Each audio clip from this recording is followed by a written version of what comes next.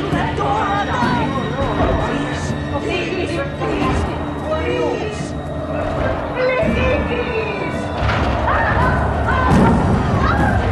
Maybe he gets through or die! You've got to do something!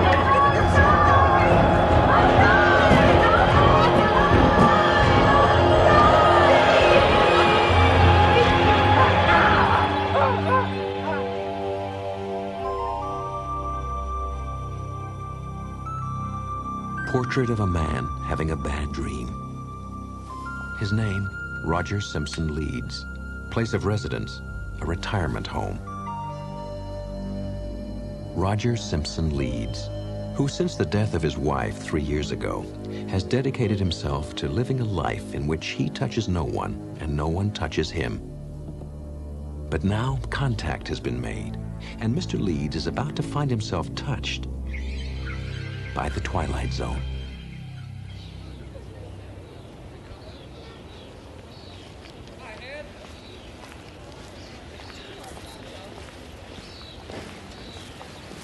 Hey, great day, huh? What do you got? Something good? Uh-oh. Thank you. Something, ladies.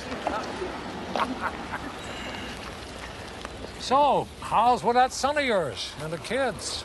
All right, I suppose. Suppose? I thought they were supposed to be coming up to visit this weekend. I told them just to...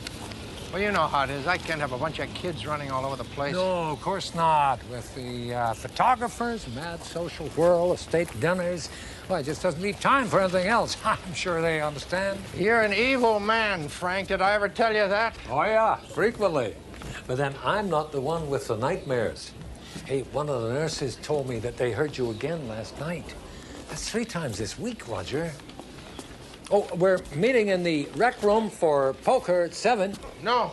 And by the way, I hear you're getting a new neighbor. Somebody's finally taken that room next door to yours. Just so he doesn't snore. Who said it was a he?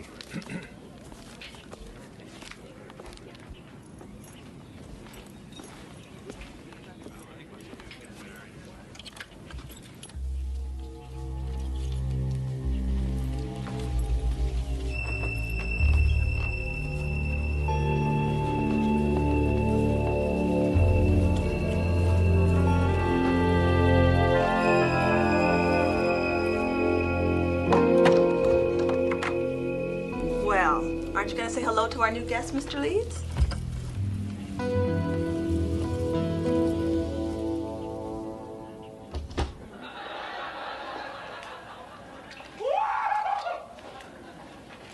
Who turned on the water? Oh, hi, Linda. The dishes will be done in a minute. Okay, Ray. Come on, Mike. I mean, lots of marriages are warm, honest, caring, and some are conceived in hell. Hi, Bob. Hi, Linda. Hey, Roger, these guys cheat. We cheat? Good for you. It takes a big man to admit a thing like that. So, how about it, Roger? You want to sit in on a hand or two? Told you. Who asked you, deal? Frank. Frank. Yeah? Who's that? Give me 2. Her name is Laurel Kincaid. Word is she hasn't talked to anybody in 10 years. Not since her husband died. Stay. And she went, away. You look in her eyes, all you see is a reflection. Nothing goes in.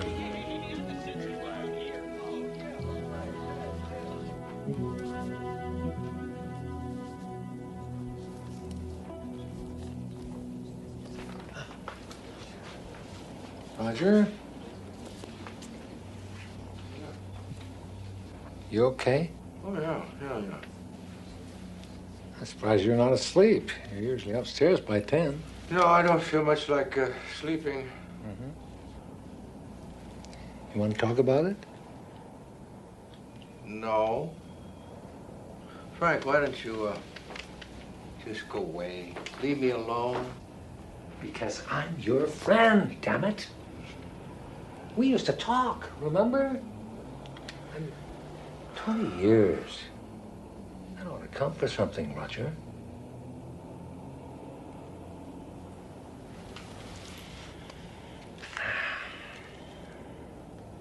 nothing's been the same. Not since... Roger, it's been 3 years. Rachel was... Frank, it was yesterday. I just been sitting here thinking of some of the silly things that we can never straighten out. Jams and jellies. Hmm? I'd say, pass the jam, please. And she'd say, here's the jelly. I was some kind of a game. And but one day, I was in a bad mood, and we got into a big argument over it. Can you believe that? I mean, the little tiny picky things people argue about. Oh, I miss her so much. I know. Rachel was a fine woman. But you can't keep pushing everyone away.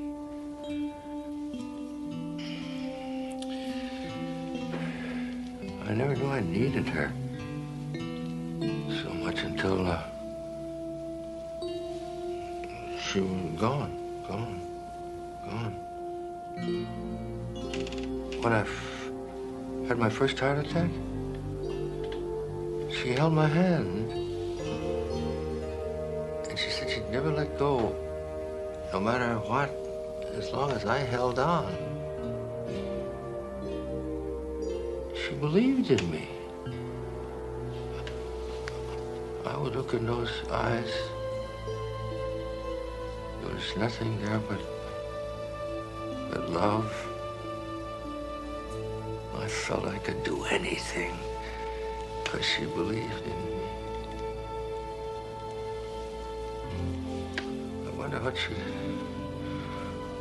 she'd think about me now. What? What's happening now?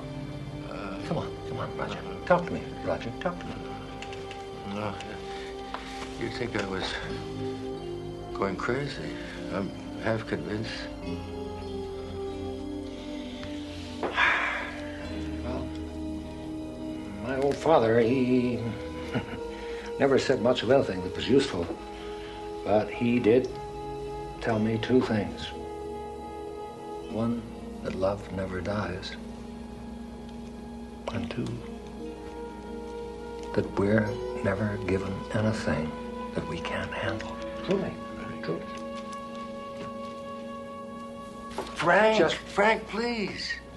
Don't worry. I'm okay. You know I don't like it when you make a fuss like that, Frank. All right. But if you change your mind, if you need me, you certainly know where to find me. Yeah. Well, that's about the most we've talked in almost a year. We ought to do it more often. Good night, Frank. Good night, Roger.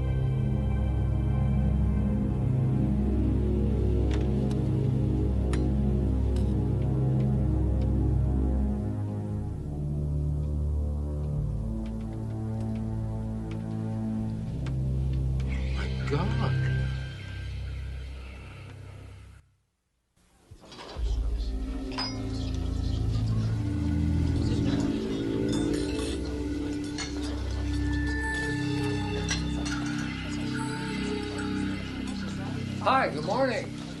Hey, Roger, you been outside yet? It's glorious. After breakfast, we'd go for a walk, huh? Talk a little, maybe? That'd be nice. And maybe get a little sun. You look awfully pale these days. You could use some sun. Hey, what happened to your hand? Nothing. Oh, no, nothing I can't see. This I can see. Therefore, that is something. I've been reading Socrates again. You can tell, can't you? Frank, Jesus! Can't you ever shut up?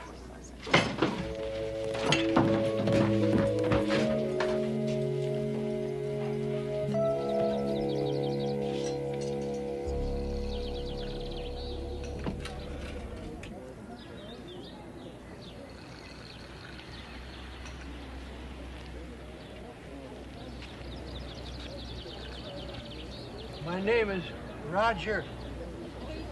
I think we met. I would just like some answers. I need to know, am I losing my mind? That is you, isn't it? In my dream? Even before you got here, even before I saw you, you were there, weren't you? Well, what do you know? He's actually talking to somebody of his own free will.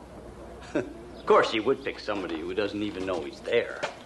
You must be able to hear me. You picked me, called me. Somehow. What I can't figure out is, why me? They tell me you haven't spoken to anyone since your husband died.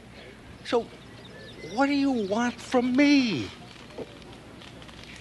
You want me to protect you from that thing? Is that it? Because if it is, Miss Kincaid, please, find somebody else. I can't protect you against it. I couldn't protect my own wife when she was dead.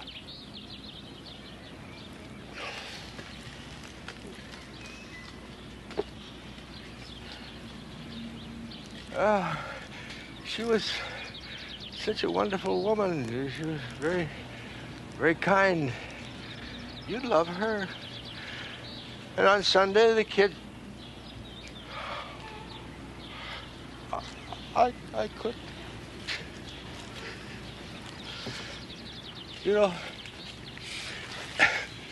toward the end, we were in the hospital, and she could barely see. And, oh, God, she was in such pain. And she kept calling me, please, please. I was right there, but she couldn't see me.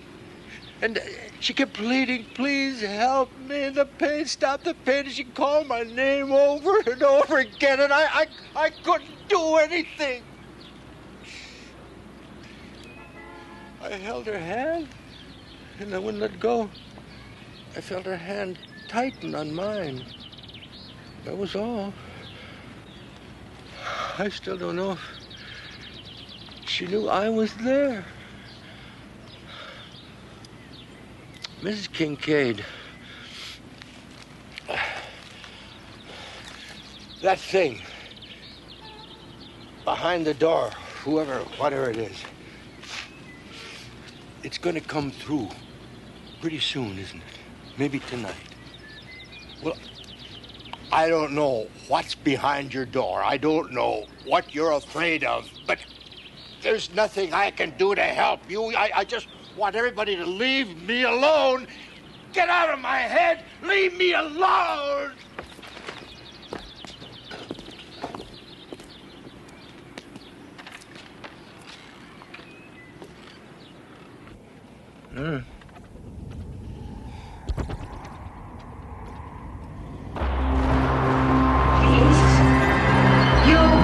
You fucked something. Let me get through alive. Please help me.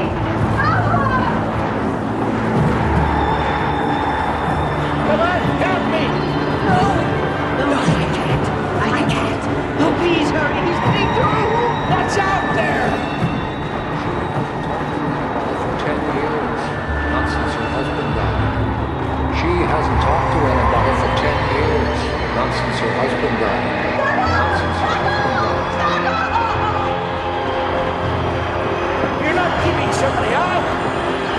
somebody in! If he gets through, I'll die.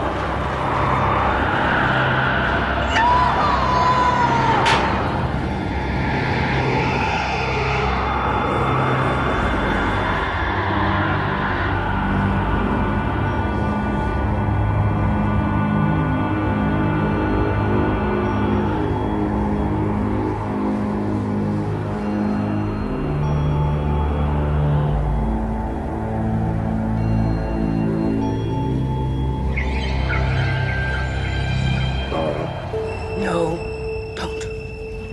It's time for me to go. No, you can't go away. I'm sorry. Please. I'm sorry. It's been a long time. Too long. You have to let me go. No. Yes, Laura. This isn't even me anymore. It's just a shadow, a memory. I can't live without you. If you go, I'll die. No, Laura. Listen. Listen to me. I love you. I want you to go on. I need you to go on. For me, so that my life will have meant something. For me and the kids. For what we had. 40 beautiful years. You are always so strong. You are always there for me. Now I want you to be strong for me one last time. It's all right. It's going to be all right. But I need you to let me go. Live, Laura. Please.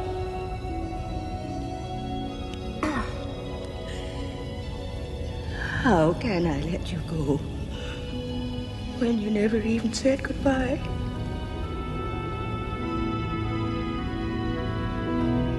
Goodbye, Laura.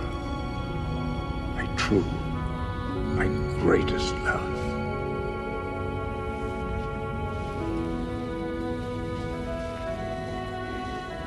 It was you who called me, wasn't it? Not her. Why? Why me? I think you know.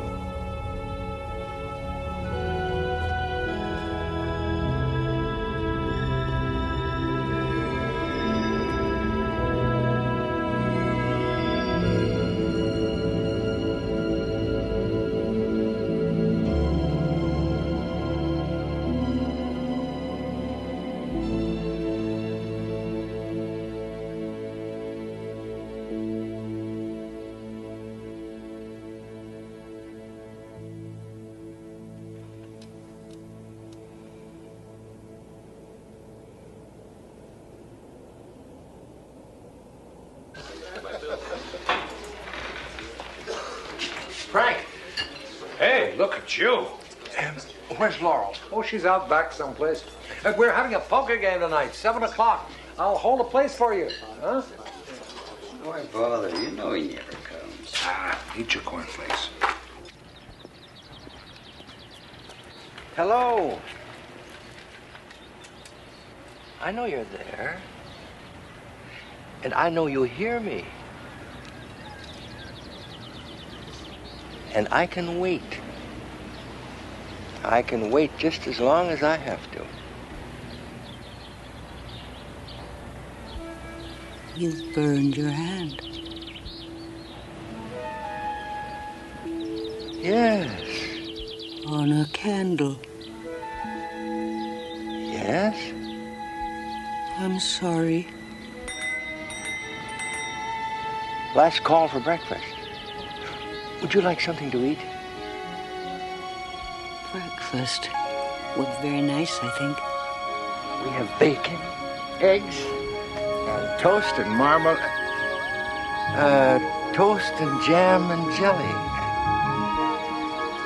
And we've got hash browns, but I wouldn't go near those if I were you. Mr. Roger Simpson Leeds, lately returned from a journey into shadow, who found that there is no darkness so complete that it cannot be penetrated by the human heart, or the Twilight Zone.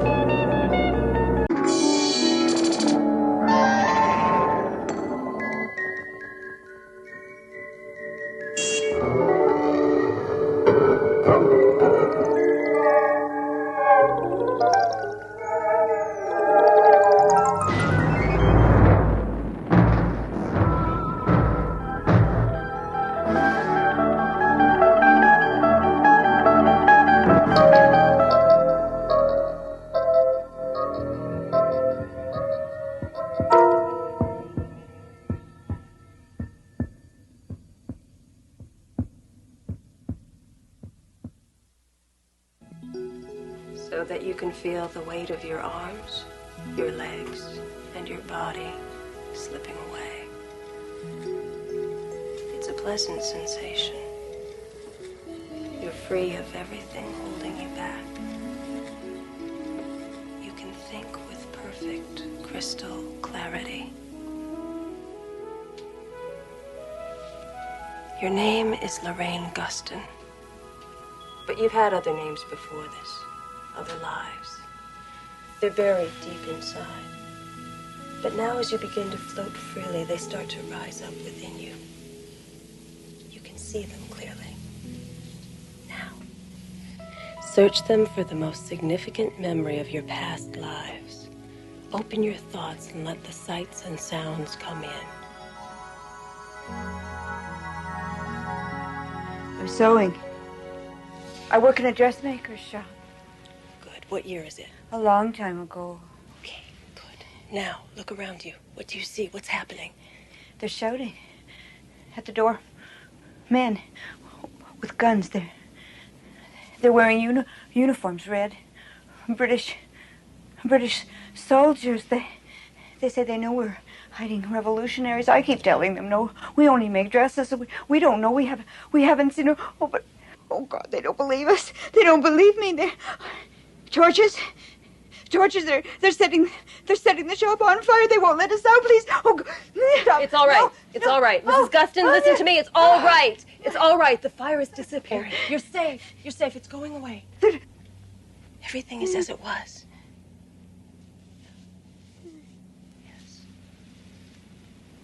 Yes, now you're starting to come back down. You're floating back down. You can feel the weight returning to your legs and your arms. I'll touch your hand, and when I do, you will awaken feeling refreshed, and you will remember everything you've seen.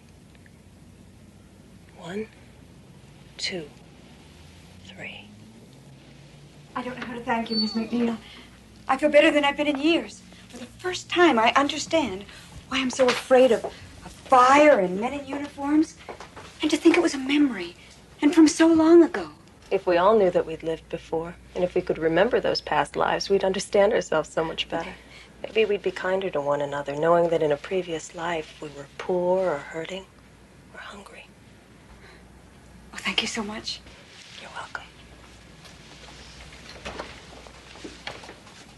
Have you ever tried yourself? It's ironic, I suppose. I've never been able to remember any of my own past lives. But I keep trying every day. Someday, who knows?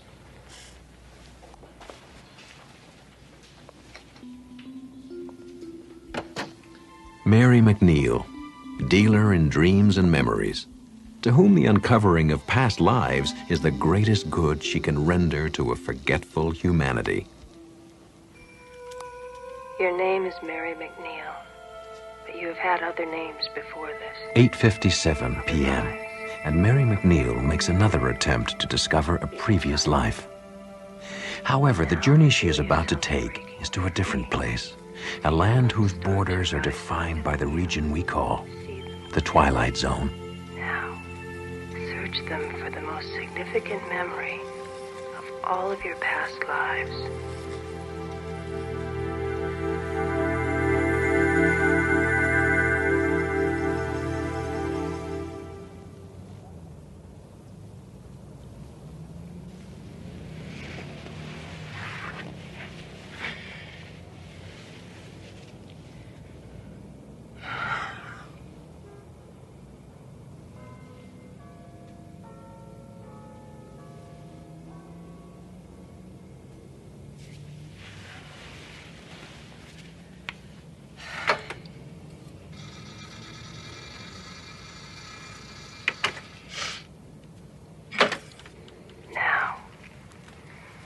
Search them for the most significant memory of all of your past lives.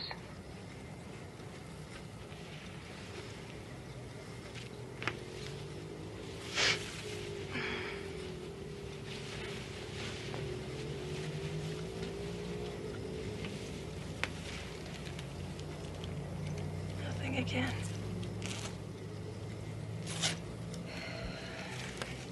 Well, at least I got some sleep.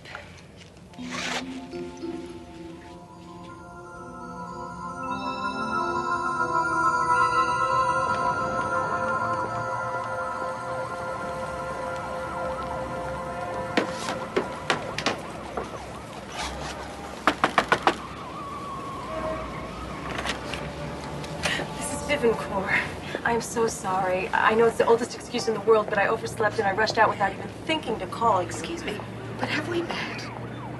Oh, of course. We made the appointment by phone. I'm Mary McNeil. You called me last week about wanting help with your memory?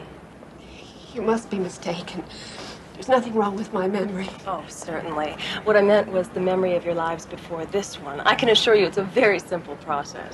In my last life, I was Corporal Lon Desmond.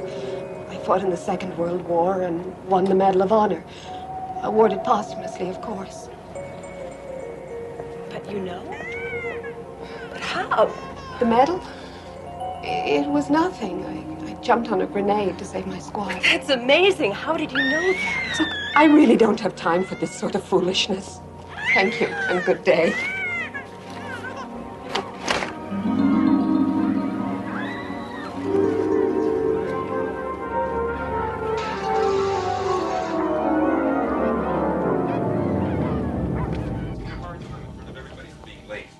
He ever gave me any changes. I had the same problem with the boss my last life. Man, just my luck to get stuck like that 2 lifetimes in a row.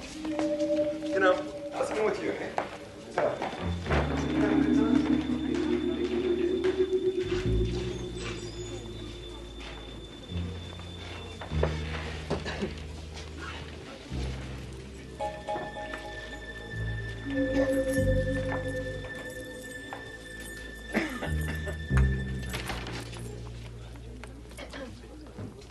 Excuse me, miss, can I help you? This used to be my office. That must have been some time ago. I've been here for the last 2 years. Is there something I can do for you? Are you looking for work? You say this used to be your office. Are you out of work? It's difficult to explain. You see, I woke up this morning, and I don't know what's happening anymore. I mean, I don't know if I've changed or if the world's changed, but something's happened. I don't even know why I'm bothering you with all this. It's just that there's nobody else for me to talk to. Yes, there is. Now, if it's any help, you're not alone. A lot of people have trouble adjusting to their new lives. That's why we're here.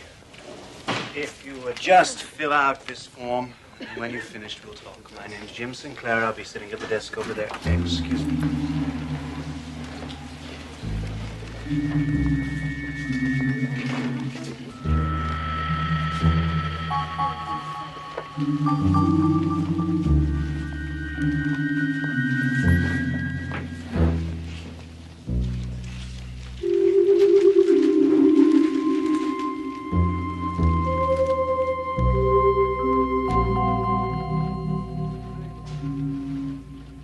What's a regression therapist? It's nothing. I don't think it matters anymore. Relationship counselor, self-help instructor, 2 years as head of a crisis counseling unit. You have a high priority on helping others, an admirable quality. I see you didn't list anything from your previous life. I didn't know that you could. It helps, particularly when you've developed no skills in this life. Now, if we can just run through the jobs you had in your last 3 or 4 lifetimes, starting with the most recent. We won't go back more than a couple of 100 years. There's not much call for blacksmiths.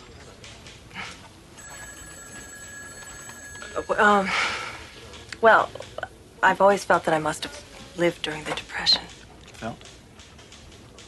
That is, I'm always very moved when I see pictures from that time. As if I knew what those people were going through. Could you give me some references for this life? Name some of the people you might have known.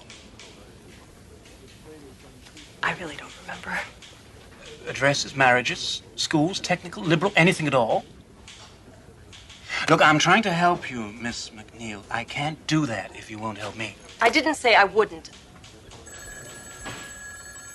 Listen, I'm sorry I took so much of your time. Thank you for your help.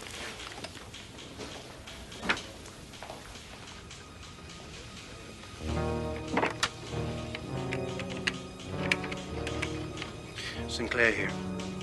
I just had a woman in here who listed only her present life on her resume. Yes, that's right. When I pressed her for details on her past lives, she claimed she couldn't remember them. No, I don't think she's a new soul. She didn't have that vacant look so many of them have. Mary McNeil. Yes, I agree. She could be the one we're looking for. So her behavior was significant, you say? A lot of people disapprove of what we do. It doesn't sound like disapproval. It was more like shock, as if she'd never seen such a thing before. It's possible she's been out of circulation for a time. That happens. And then there is the other So possibility. we discussed, but I'm not ready to accept that theory. There's something wrong here. I think she's hiding something, this one. Before we do anything, we must be certain. Will you bring her in? If we don't decide to kill her first.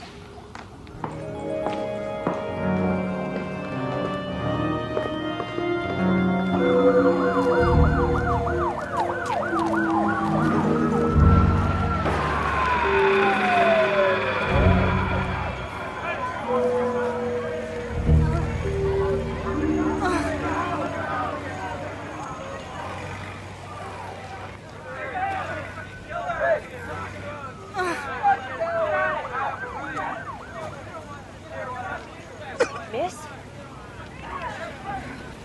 Miss, are you okay? Go away. Let me die in peace. I'll go get help. No. No. You know the law. Anybody who wants to die can die. It's my right, and you can't take it away.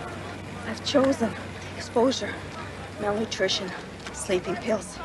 It's a lot cleaner than a bullet, isn't it? Guns scare me. A lot of things scare me. Why in God's name do you want to die? In my last life, I had a nice job, a nice family. People liked me. Can you imagine that? But now look at me. Look at me. Look at this body I was born in. I have tried everything, and nothing works. I'm going to start over. I'd like to go to sleep. No. What do you care? I care plenty. Not because of what you look like or who you are, but because you're needed in this lifetime. Surrendering is wrong. You're needed in the here and now, not in your next lifetime. Nobody needs me. I need you. Seems I don't have anyone or anything. Maybe we could start over together. Can you give me that chance? Can you give me that much?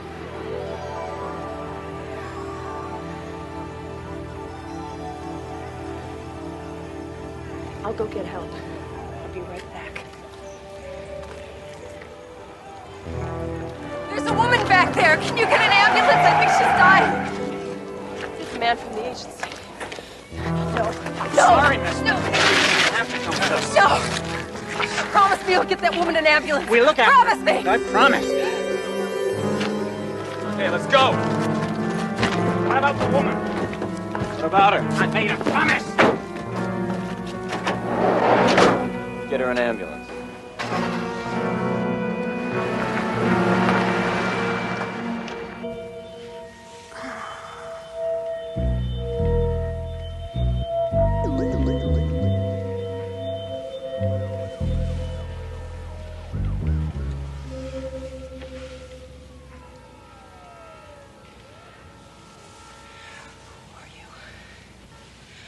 Why are you doing this to me? Call us concerned citizens, Miss McNeil. We're part of a group not quite sanctioned by our government, but then not entirely denied either. We play hide and seek. We seek out people like you, your kind. What kind is that? Well, that's what we've brought you here to determine. Who are you, Miss McNeil? Really? I've heard that you claim not to know who you were in your previous lives. You must understand that that's quite irregular. It's utterly unheard of. And we can find no documentation on you. No identity papers, no place of residence. It's as if you did not exist. And if you do not exist, then no one will miss you. So you see, it's in your best interest to cooperate with us. What are you trying to hide? Who were you in your previous lives? I told you, I don't remember. Remember? Remember what? Names? Places? Body counts? Have you been to Moscow lately? Guyana? Uganda? What names did you go by in your past lives? The Borgias? Attila the Hun? Lady Macbeth? We can run down the whole bloody litany if you like, if it helps to jog your failing memory. Haven't seen our friend Adolf in a while. Could there be a little Führer hiding in there? Leave me alone. You could be telling the truth. If she is, and she's the one we're Not looking in for. front of her. If she's telling the truth, we're going to find out soon enough.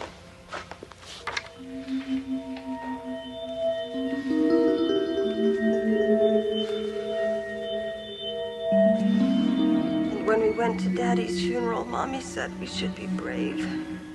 I wore my new blue dress, and I read a poem that I wrote myself.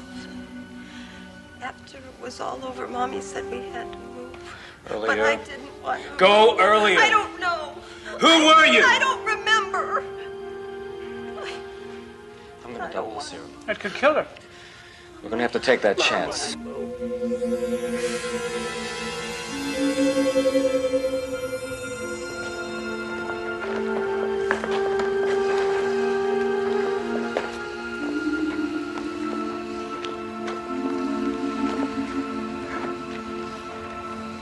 Welcome back, Miss McNeil. Oh, my head. It'll soon pass. You were telling the truth. For what it's worth, we're sorry we had to put you through all that. But you're free to go. Just like that. What about my life? What? Sorry, wrong number. Just hang up and walk away like nothing ever happened. Precisely, Miss McNeil. Unless, of course, you would care to work for us. See you in hell first. Sinclair, get us some water. We're offering you a very rare chance, Miss McNeil, to go from a prisoner to a savior. You are a healer. We ask you to help us heal. We want you to help us forget. Forget who and what and where we were. You're out of your mind. Perhaps I am. Maybe we all are. Look around you. Did you smell the madness out there? It gets worse with every generation.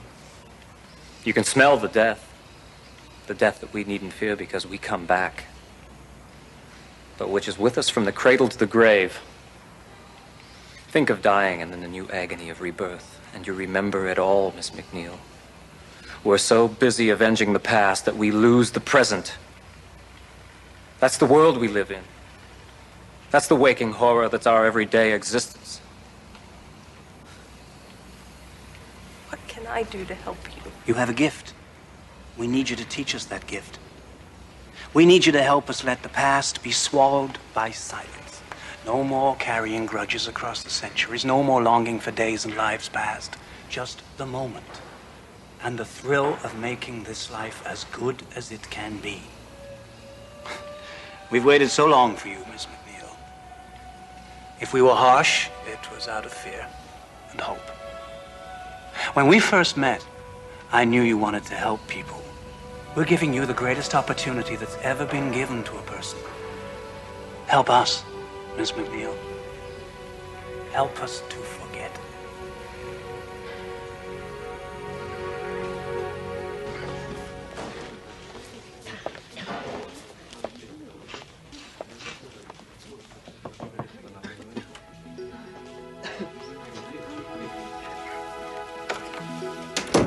Your name is Ruth Warden. That is the only name that you will remember. Let the memories of your past lives fade. When you awaken, you will remember only that you are Ruth Warden, and you will begin your life with a fresh start. Mary McNeil, who set out on a voyage of discovery that brought her home again by a most curious route. now appointed guardian of doors best kept sealed in the mirror, mirror world of the Twilight Zone.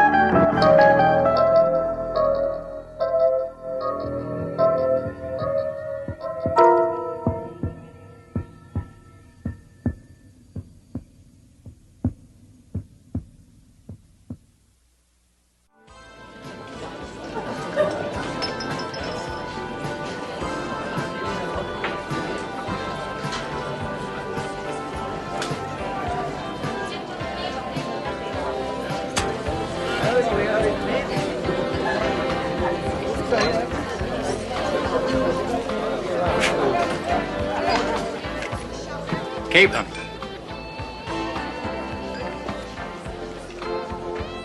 Hellgramite method. Cure for the problem drinker. Hey, can I buy you a drink?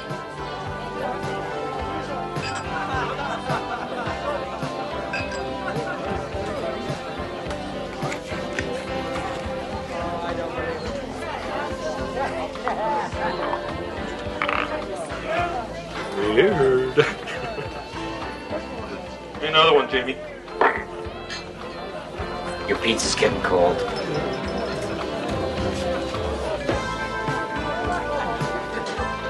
Look, we'll just make it one for the road. I'm out of here. Put it on my tab. Heard that one before.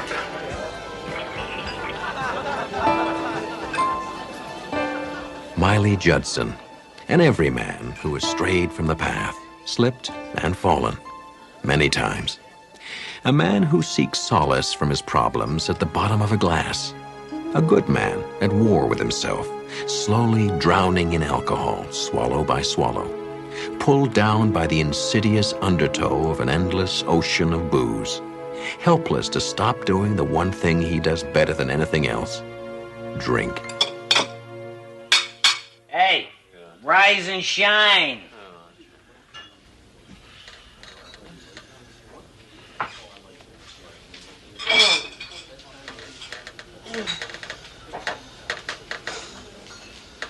Jamie, just one more for the road. That's what you said 5 hours ago. We're closed, Miley. Go home. Home. I gotta go home.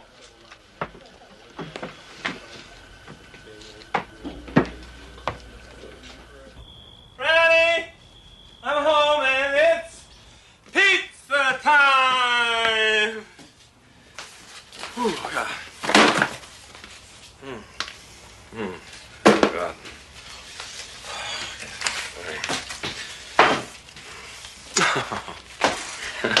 Hi.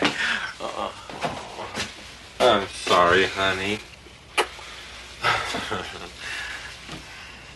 I know, you're hungry. So what do you say we take this old cold pizza, put it in a nice hot oven. Do you have any idea what time it is? Are you sick again, Daddy? Come here. You hit the trail, kiddo. You got school tomorrow.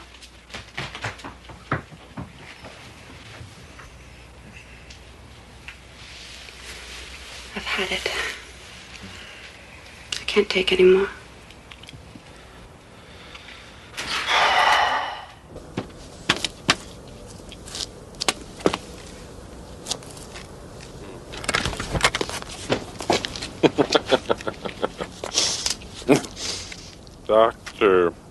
Jeannie. Merrick. I know. Listen, I know it's late, but Matchbox says 24 hours a day. Come in, Mr. Miley Judson. Judson. Come in, Mr. Judson. I'm used to my patients dropping in at odd hours.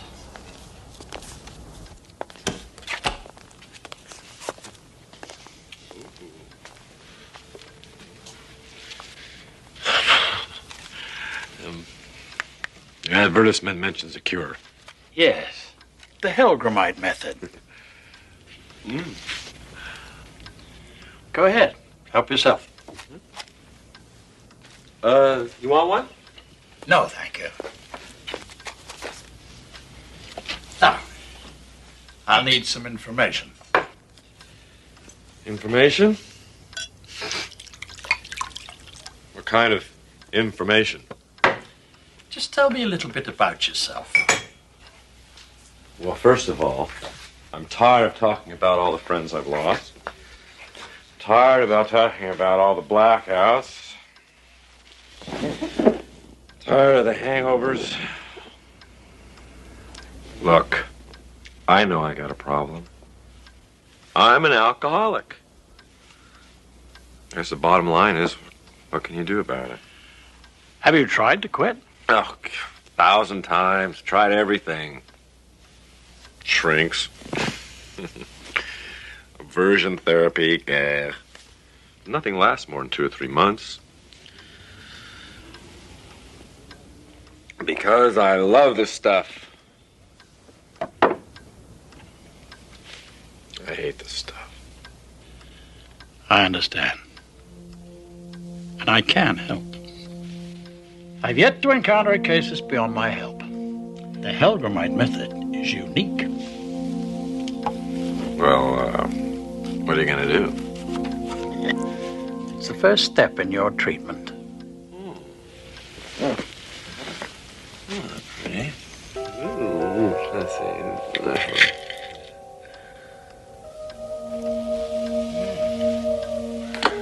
Oh, well.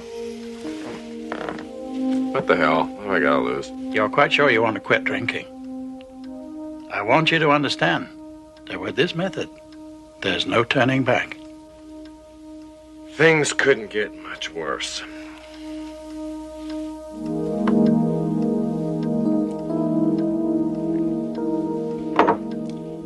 That's all there is to it for now. Call me in a couple of days. Well, that's all there is to it. There's no lecture. Next visit. You don't want to hear any speeches tonight. Go home. Get some sleep. What do I owe you? The initial consultation is free. We'll discuss payment later if you decide to continue. Oh, hell, I'll give it a shot. I'm certain you will, Mr. Judson. Oh, how about one for the road? No, just kidding.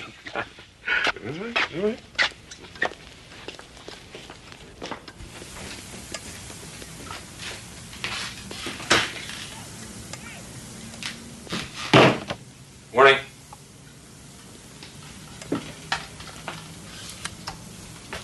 Really tied one on last night, sorry. Is that the best you can do?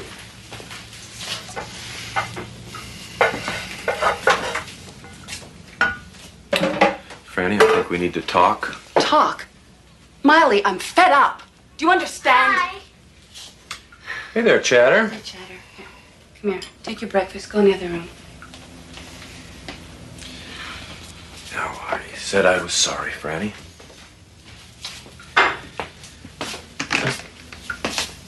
We'll talk tonight. Things will change. I promise. You'll see.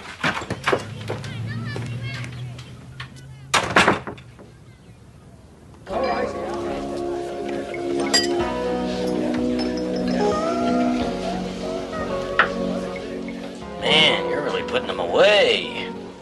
Watering the stuff down, Jamie? Stuff's got no kick at all. Give me a whiskey, will you? Make it a double.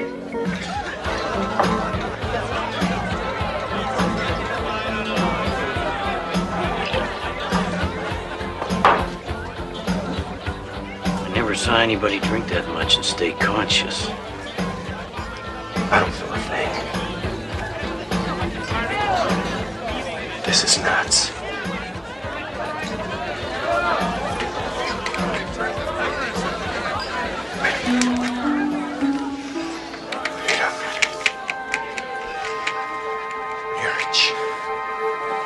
I see you've been drinking, Mr. Judson. Just tell me what's going on. Well, as you recall, last night you agreed to start the Helgamite treatment. So? Have you ever heard of the Helgamite worm, Mr. Judson? What? No. Ah, well, the capsule you swallowed last night contained a rare sort of tapeworm, the Helgamite larva. By now, the worm has attached itself to your stomach. Your drinking has stimulated its growth. A worm? Oh, God. You gotta be kidding. From now on, the Helgamite will absorb all the liquor you can consume. You won't feel any effect from drinking. You don't think I believe any of this, do you?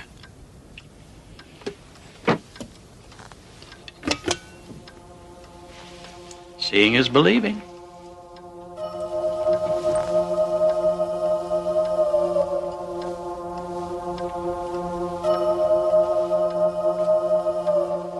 Of course, this one's not yet fully grown.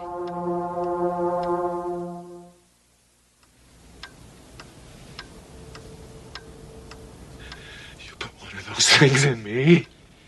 The pleasure of alcohol is over for you. No more buzz, Mr. Judson. No matter how much you drink, the worm will never be satisfied. And if ever you stop drinking, the pain will be excruciating. How could you do this to me? You did it to yourself. Oh, I've gotta get rid of it! You can't! A worm is no part of you. There's gotta be something I can do. There is. What? Starve it into dormancy. How? Stop drinking. Stop drinking. I stop drinking, I can stop it. It's dangerous. You might not live through it. And even if you succeed, the worm will always be waiting for you to drink again. Every time the Helgamite is wakened from its dormant state, it comes back stronger. Eventually, strong enough to kill you. I think the Helgamite is getting thirsty, Mr. Judson. Would you care for a drink to ease the pain? Or have you got the guts to stop?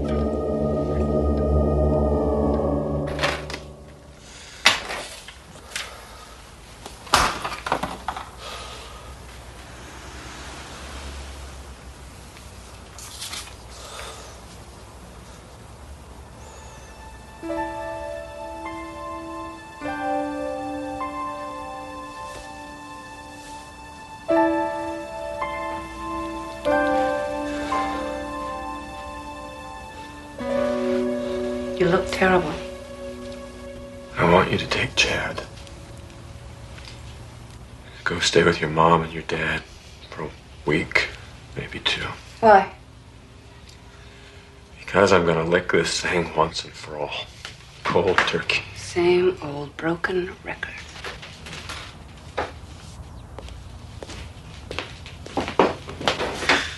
I know you don't believe me, but this time is different. Franny, give me one last chance. Miley. Please, I can do it. What makes you think that this time is going to be any different? It has to be.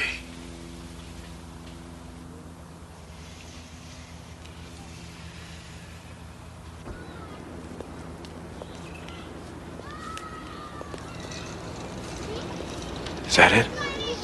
Yeah, that's it. I love you, Daddy. I love you too, Chad.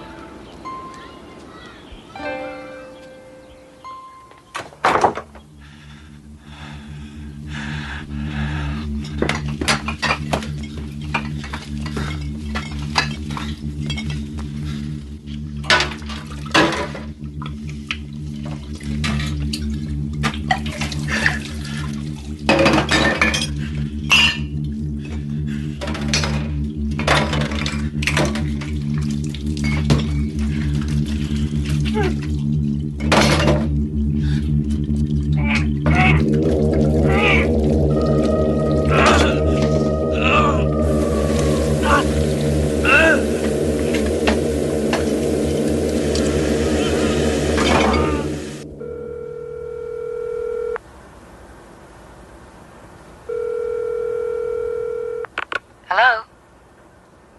Hello? Miley? Miley, is that you?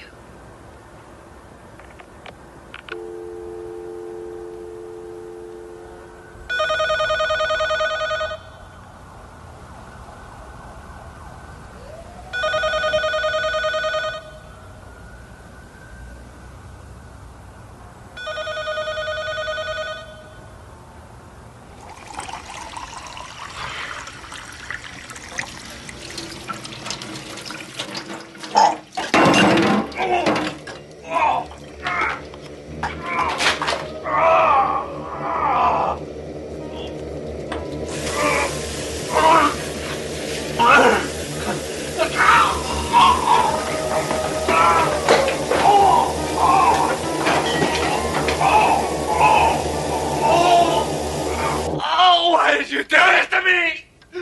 Oh, God, what gives you the right? Oh, A right? What gave me the right?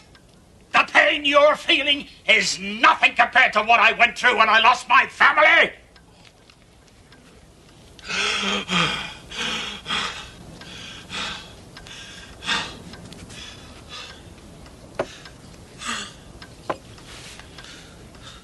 The man had been drinking.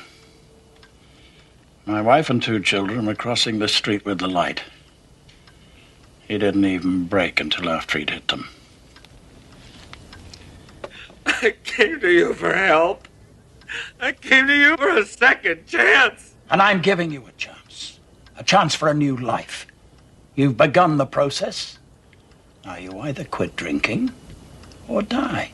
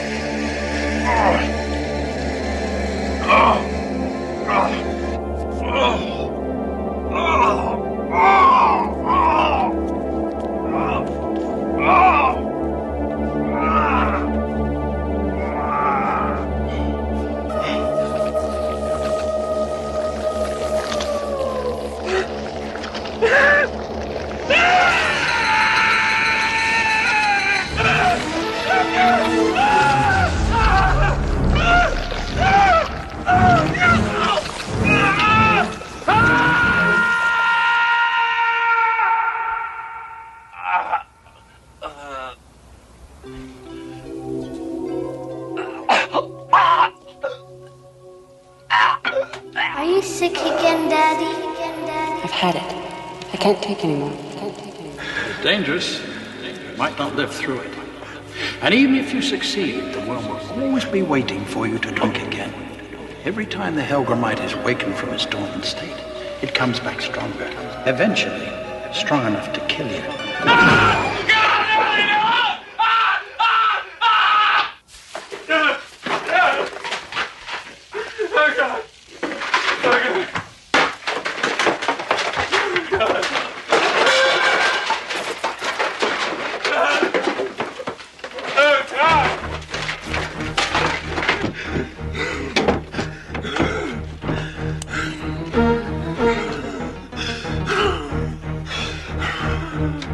Oh,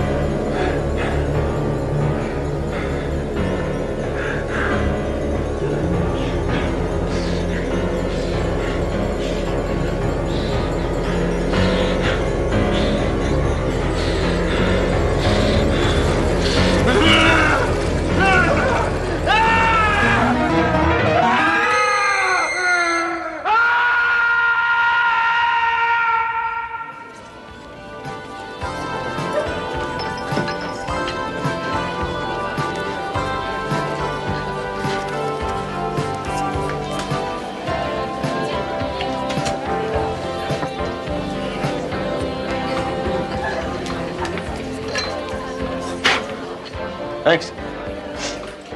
Keep them. Might need them. Miley, where you been keeping yourself? You on the wagon again? Saw to square my tab. Thanks. How about a drink? It's on the house. Gotta run. See you around. Miley Judson happened upon the simple discovery that there is no surefire cure, no quick fix, no shortcut to either sobriety or peace of mind. Some people achieve it through an individual act of will. Others find strength in numbers. What Miley Judson needed was a little something extra, something that could only be found in the Twilight Zone.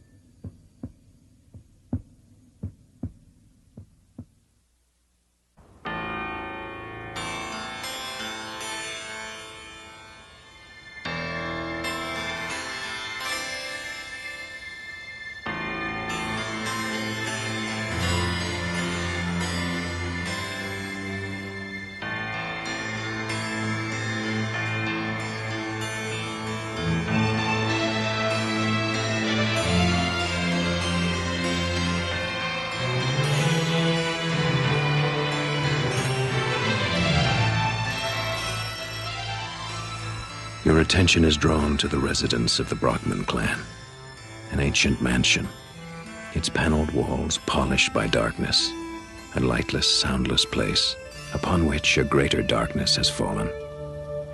The object of the Death Watch, Selina Brockman, grand dame of the menagerie, who lies in her bed in an inch-by-inch battle with death, trying somehow to reach a compromise instead of a capitulation.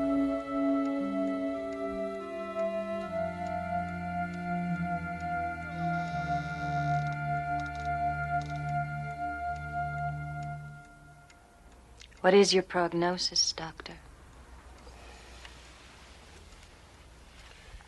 Take 2 of these every 4 hours to relieve the pain.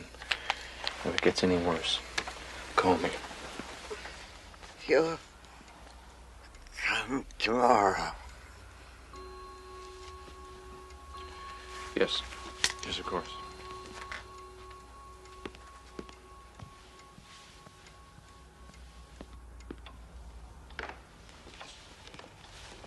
You didn't answer my question.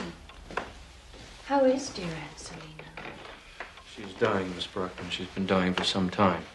The only difference now is that death begins to have clearly defined lines, and you discover that it knows your name. Is that the answer you were looking for? Just concerned, Doctor. I was thinking tomorrow after your visit, maybe we could go out for a drink. Does this mean you won't be coming by tomorrow? In case your aunt didn't tell you, I inherited this family from my father, who got it from his, and that carries a certain obligation. A word you may not be familiar with. So, yes, I'll be here tomorrow. Only question is whether Selina will still be with us.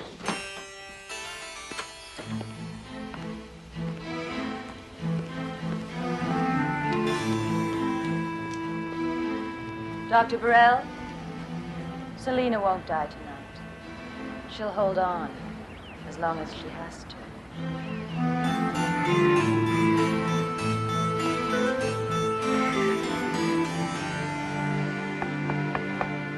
Come in. Your coach awaits, madame. Okay, let me just do one last check. Are you sure about all this? It's a long way to go on the basis of a telephone conversation. She's my aunt. They say she needs me. But you never even met her. No, but I've heard about her. My dad used to talk about her in this sort of whispery tone of voice that he usually saved for anything that was unusual or exotic or just plain different. She sounds weird. She's dying. Any talk of an inheritance? Susan! Well? Some, depending on my going down there and helping out. But I'm really just more curious than anything else. Okay, that's it. Last chance. Suze, I spent my whole life within walking distance of this place. I think I'm entitled to a little adventure, don't you? Okay.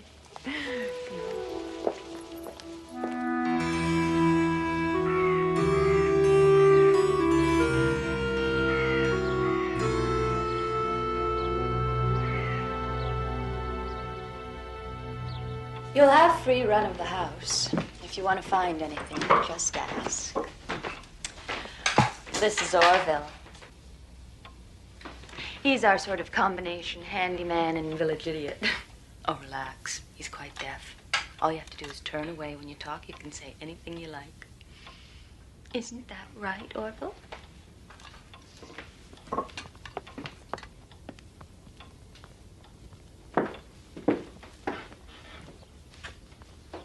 Who's that? My mother. She's quite harmless. I don't even think she knows we're here. I'm told there's a family resemblance.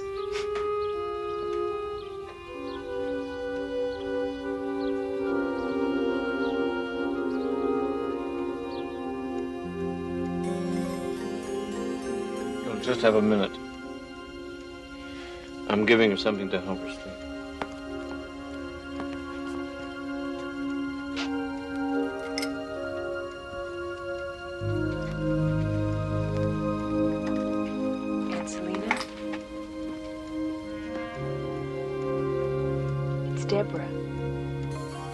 Deborah Brockman, you sent for me. I'll be helping to look after you, so if you need anything at all, day or night.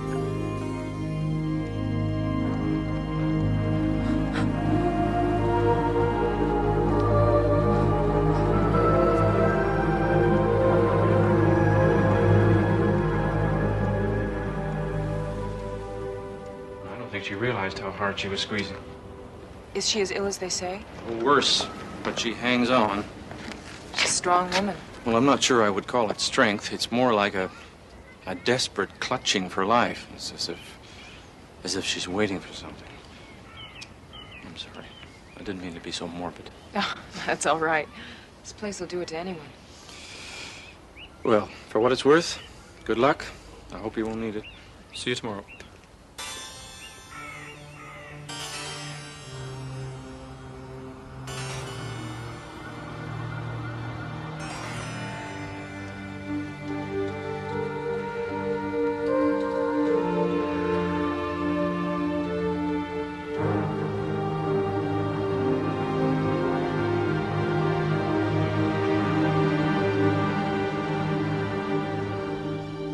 About bothering you. I mean, it's just a spot. Still. I didn't want to mention it in front of Aunt Selina. No, that's good. You can't be too careful. Though in this case, it's curious but harmless. It's a liver spot. A liver spot? Well, it's uncommon in someone as young as you. But it's completely benign. You probably got it from too much sun. How could it appear so suddenly? Probably the skin's been darkening by degrees for some time and only now become noticeable. Since there's only one of them, good bleaching cream 2 or 3 times a day will do it. And stop hanging out on the beach. Doctor?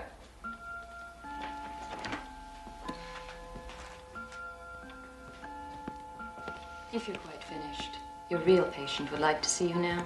Yes, well, if her condition has progressed as I expect, I'm surprised she can still see anyone.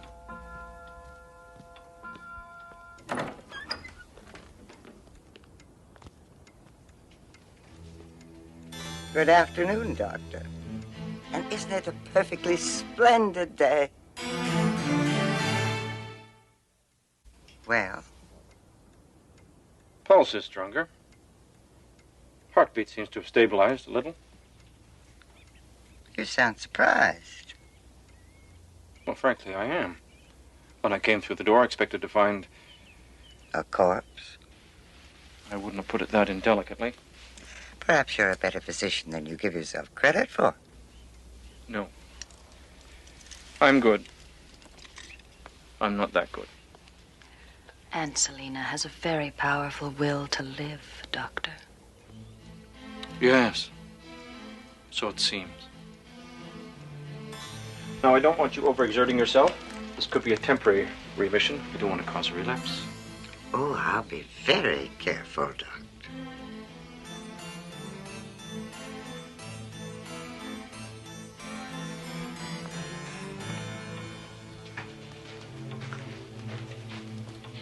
Well, thanks, Orville.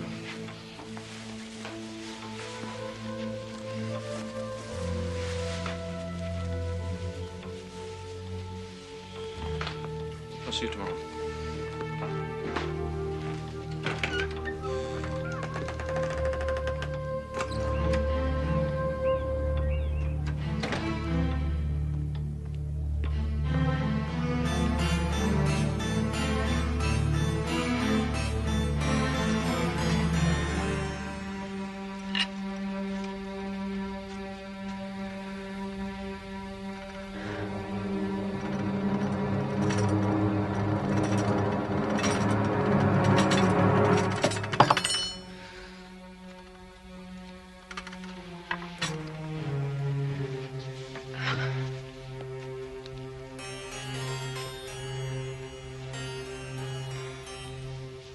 Are you feeling all right, Debbie? Oh, I think so. Just a little tired, that's all. Probably need something to eat. Why don't you go lie down? I'll bring you something in a little while. Thank you. I think I will do that.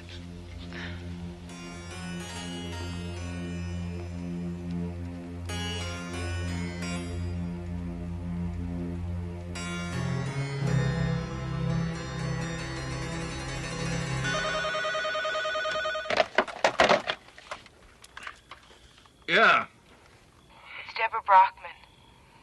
I know it's late, but can you come here? Is it Selina? No, it's me. Please hurry.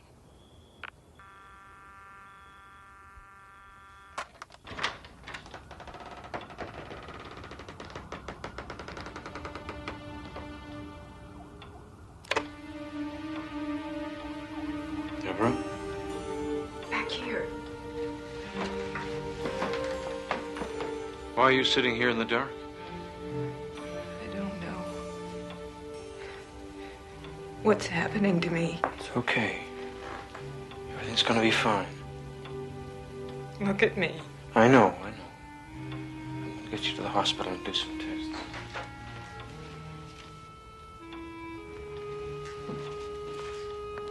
Come on, Jack. I mean, there must be something you can do. What? Look, we've run every test we've got. Blood count, cell structure, you name it, we've put her through it. And we can't find anything wrong with her. You've got eyes. You've seen her. Looks like premature aging to me. I agree. It's a nice label, but until we know what the cause is, that's all it is. Look, I'll arrange a CAT scan, see what radiology's got. If I hear anything at all, I'll let you know. Now go home and get some sleep. Dr. Chen, OR3. I'm sure this is quite unnecessary, Doctor. Yes, I'll decide that for the time being. Whatever's hit Deborah, I have to know if it's contagious. I've never felt better in my life. Neither has Aunt Selina. And your mother?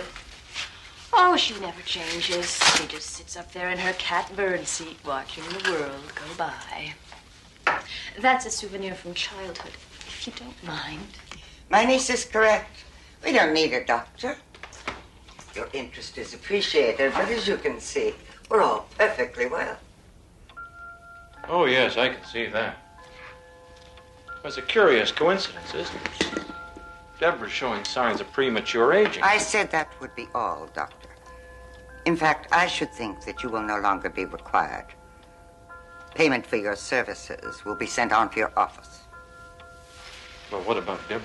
Oh, we'll see to it that she gets all the best care. You needn't concern yourself with it any further. Fine. Well, if it's all the same to you, I'll choose what I want to concern myself with. Good day.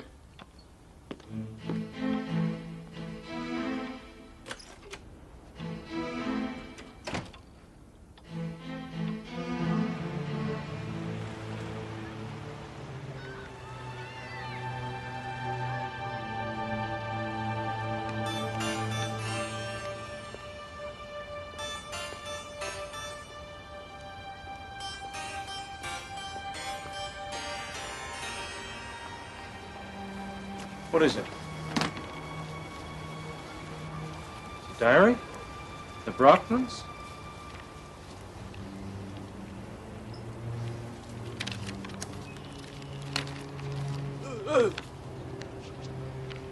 July 17th, 1940. Our picnic was almost ruined by a fire when a horse kicked over a kerosene lantern. Only Martha was burned. The physician says she'll be all right, but we'll have to live with a scar for the rest of her life. It's in the same place as her daughter's scar. Can you get me back in there tonight?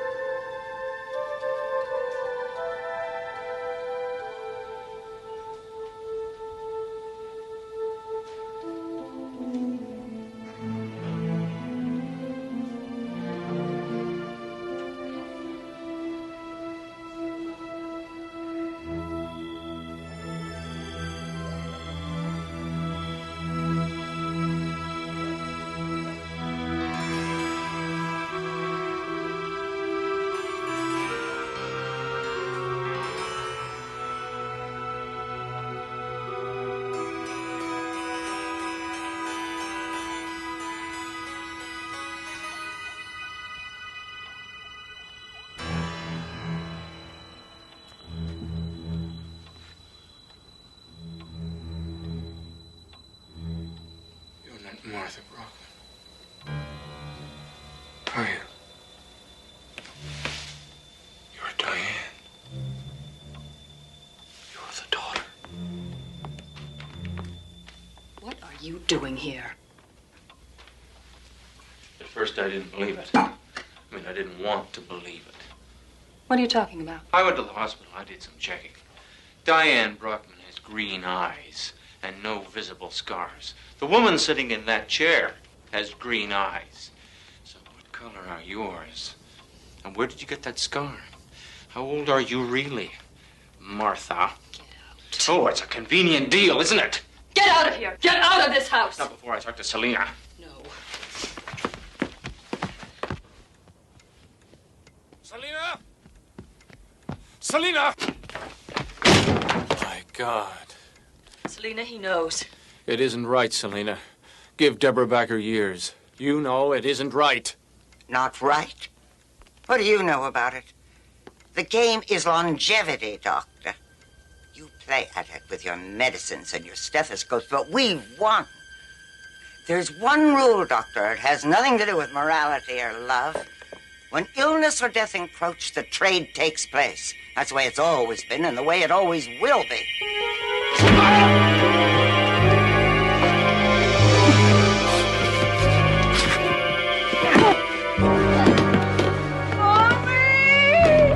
No.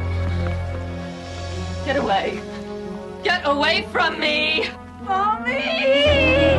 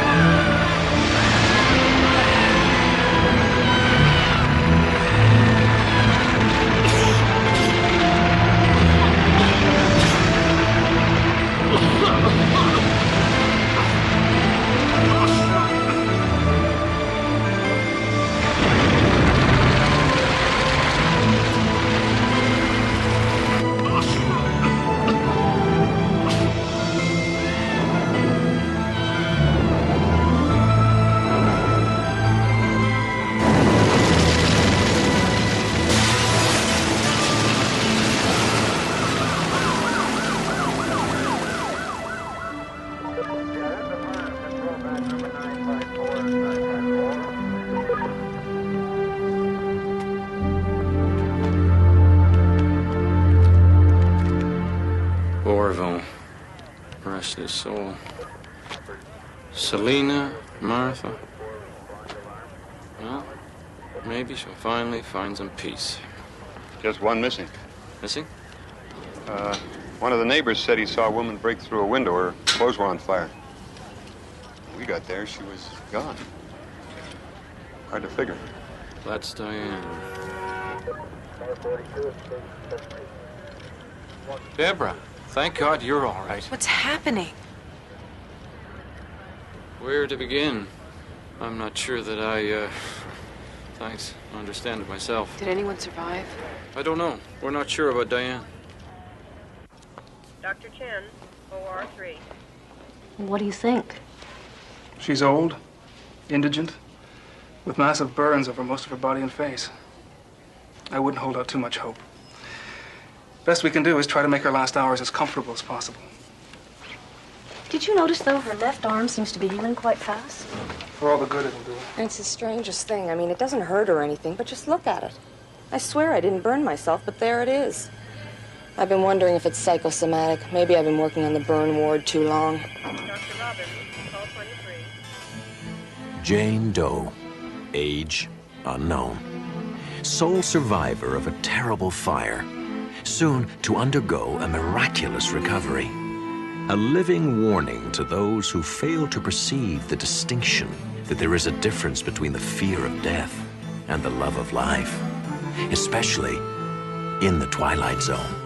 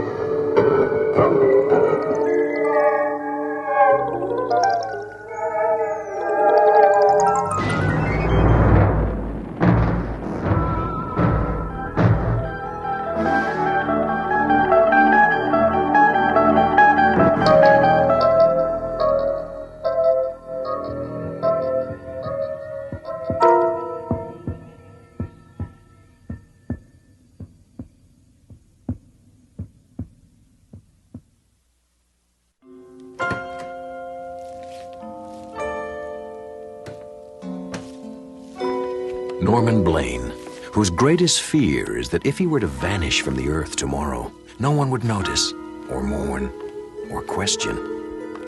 And whose greatest sadness is the realization that he is probably right.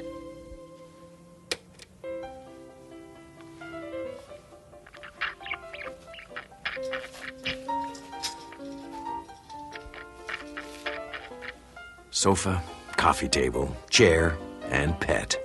Solitary decorations in a life noted chiefly for its isolation. Point of origin and point of destination for Norman Blaine, whose days and nights are routinely swallowed into unhappy silence.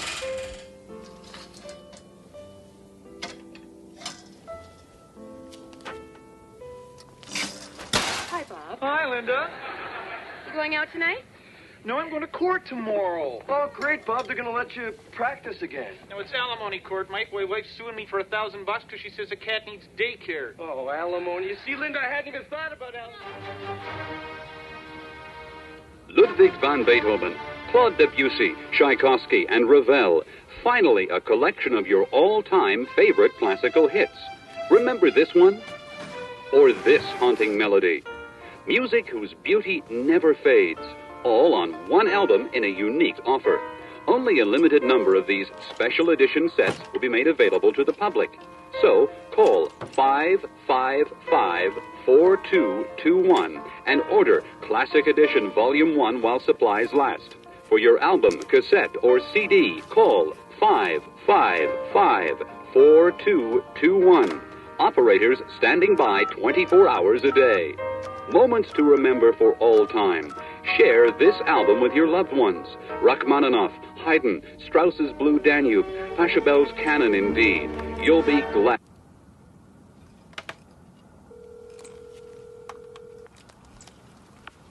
Hello? Yeah, hi. I'm sorry, I think I dialed the wrong number.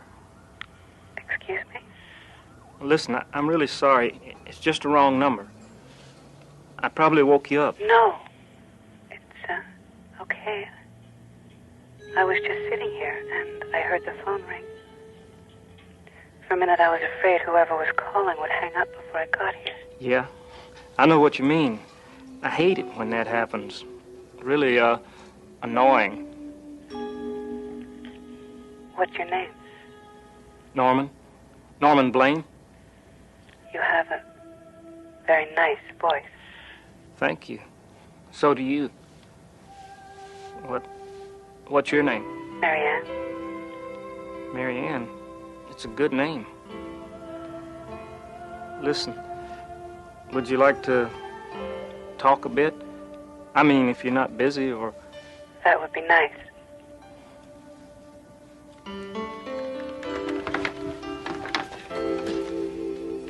So, where was I?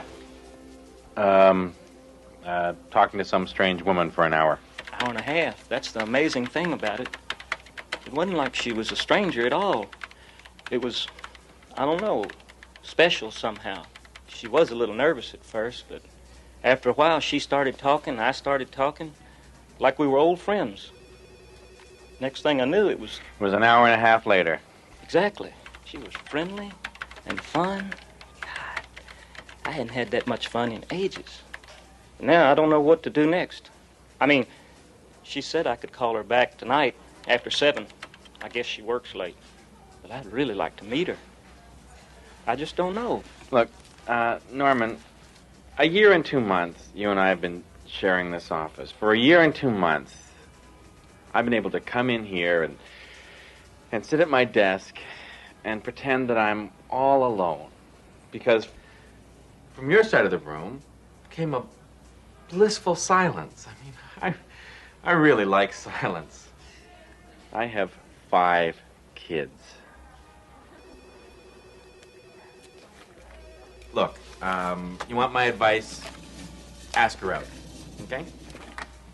You know, suggest lunch or dinner or ice cream, a trip to the zoo, whatever, just go crazy. You know, the fact is that she wouldn't spend all that time talking to you if she didn't want to meet you, right? Simple problem, simple solution, okay? Now, Norman, you're a nice guy, but for the next hour, I would really like to have no noise. That would make me a really happy man. Okay?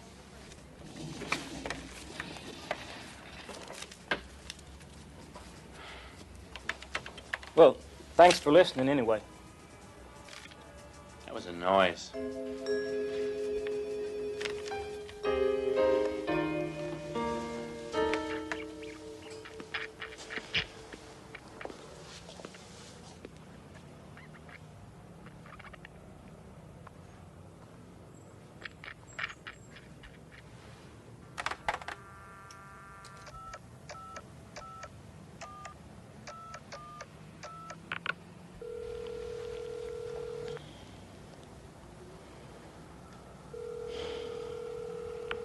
Hello? Hi, it's me. I didn't realize we've been talking for over 3 hours. I probably should let you go. All right. But one more thing. I just want you to know, Norman, I really enjoyed our talk last night. And tonight. I wanted to thank you. Well, same here. In fact, listen, I was thinking and wondering if you'd like to get together sometime. Maybe lunch, dinner, a movie, anything you want. Norman. No rush. I mean, anytime, it's okay. No, I really can't. We have so much fun just talking. Why do we have to change it? Can't we just leave it at this? Well, sure. I guess so. I've hurt you, haven't I? No, no. Really, it's okay. Like I said, I just enjoy talking to you. Honest. Promise you'll call me tomorrow? I promise. Bye, Norman.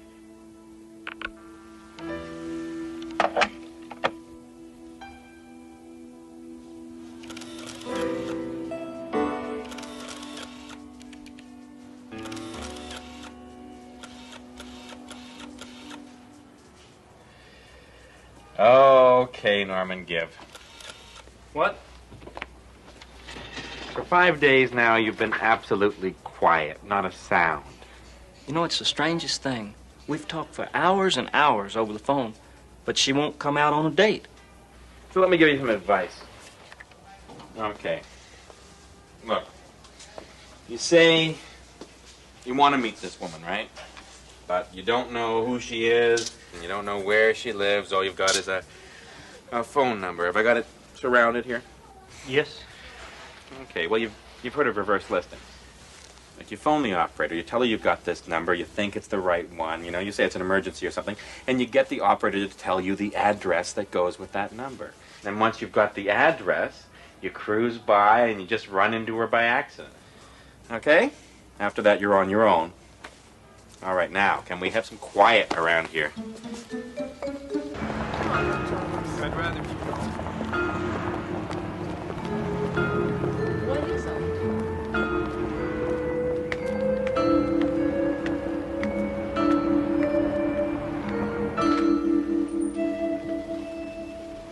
Excuse me, do you know if a Mary Ann works here?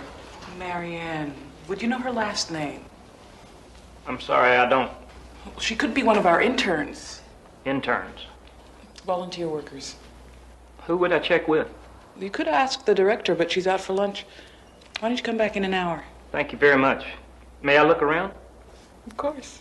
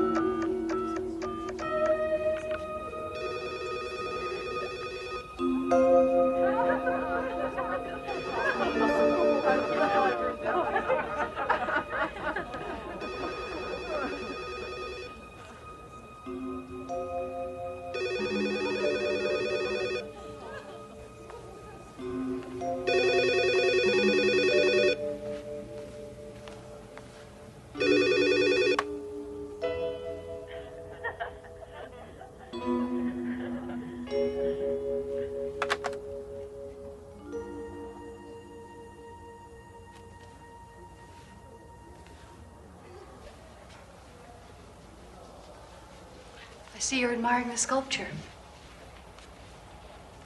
Very nice. Terrible story, that one. Oh? That's the last thing she ever did. The self-portrait. Hmm. I never met the woman myself, but if this work is any indication, we've lost a very special artist. Why a woman as talented as that would kill herself, I don't know. She killed herself. Oh, yes. There were the usual rumors, of course. Lovers' quarrels and all that. What a waste. It breaks my heart to think we'll never see anything else from Mary Ann Lindaby.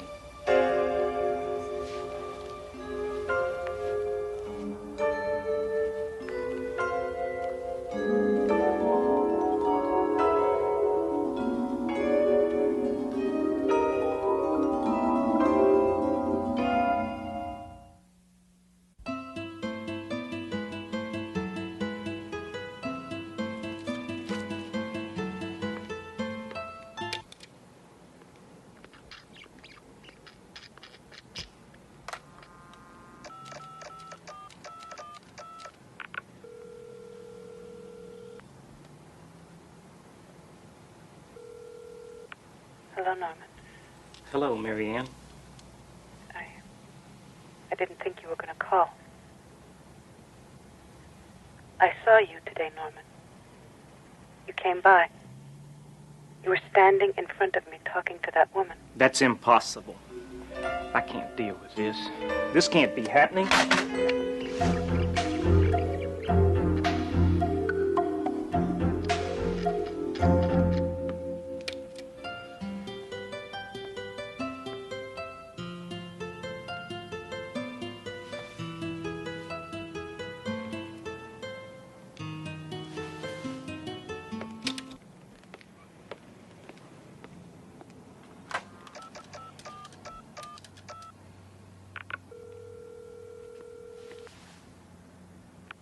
Hello? I'm sorry, Mary Ann. No. It's me. I'm the one who should be sorry. I never should have answered the phone. But it's been so long, Norman. So long since I've talked to anyone. It was dark. And I was so alone. I know. So was I. I have to go now. No, wait, please. You can't go away like that. Sorry, Norman. Please. Goodbye.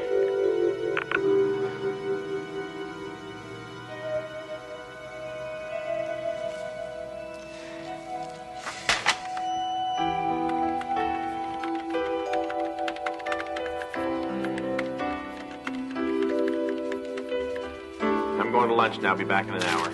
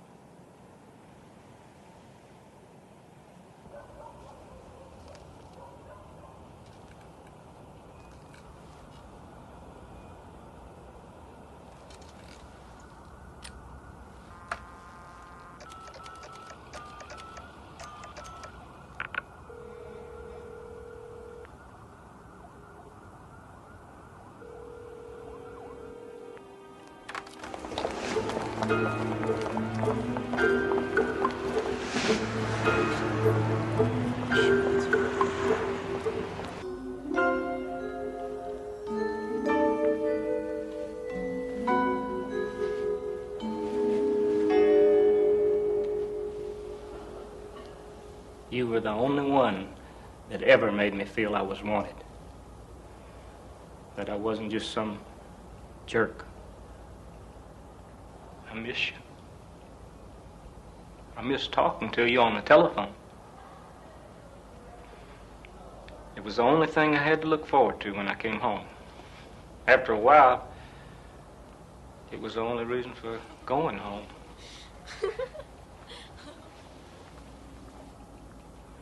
Don't you understand? I used to feel I was nothing, that I had nothing.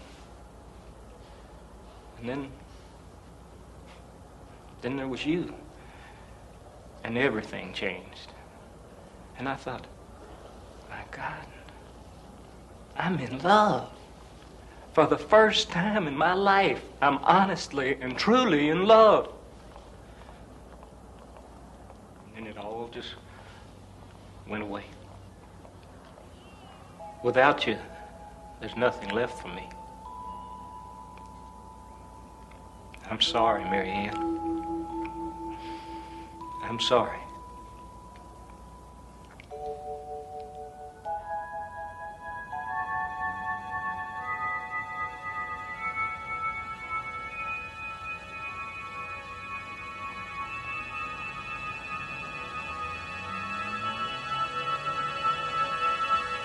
Excuse me. I'm gonna have to ask you not to touch the exhibit, sir. Goodbye.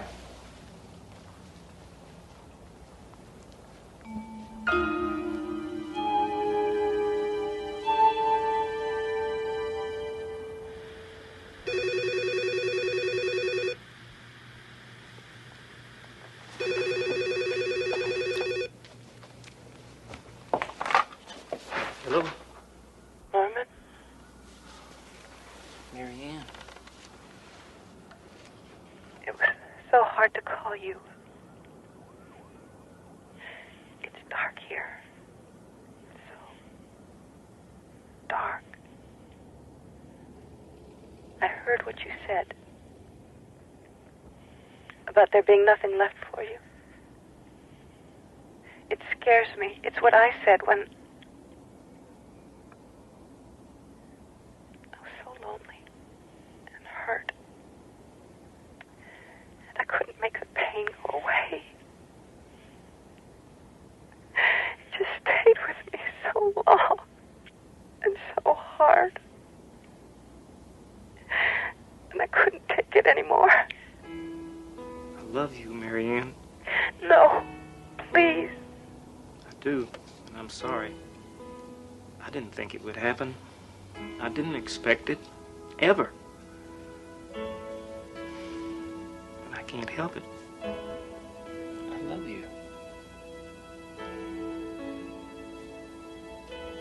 Come to me, Norman. Come to me now. Tonight. But the museum, it'll be closed. Don't worry. I'll take care of it. But come now, before I change my mind. Hurry. Okay.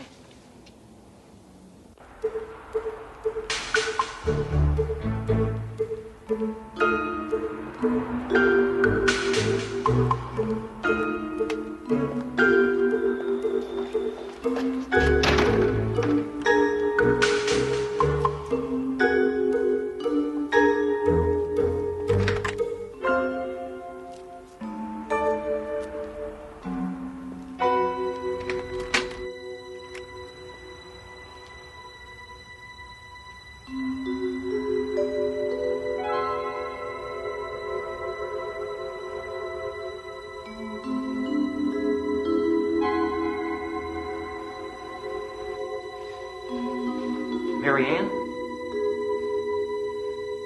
It's been so long since anyone's told me they loved me.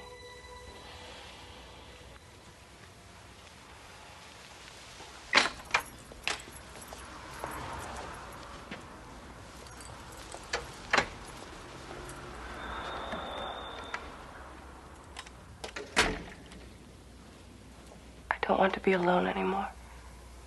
Stay with me. Please. Forever.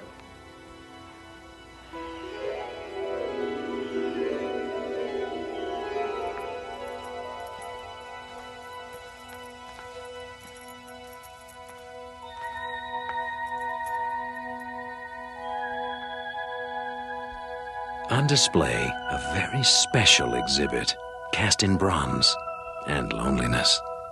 A tender symmetry of line and form, suggestive of love finally found in the Twilight Zone.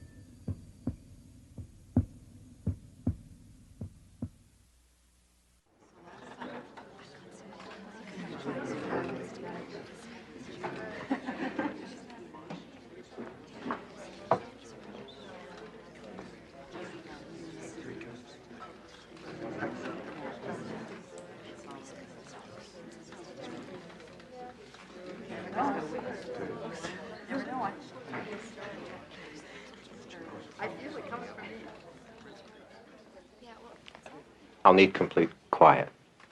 Please. Lights, a crowd, the proper atmosphere, and the common coin of desperate belief. Commodities necessary to the life and times of Leonard Randall, who may or may not be someone else as well.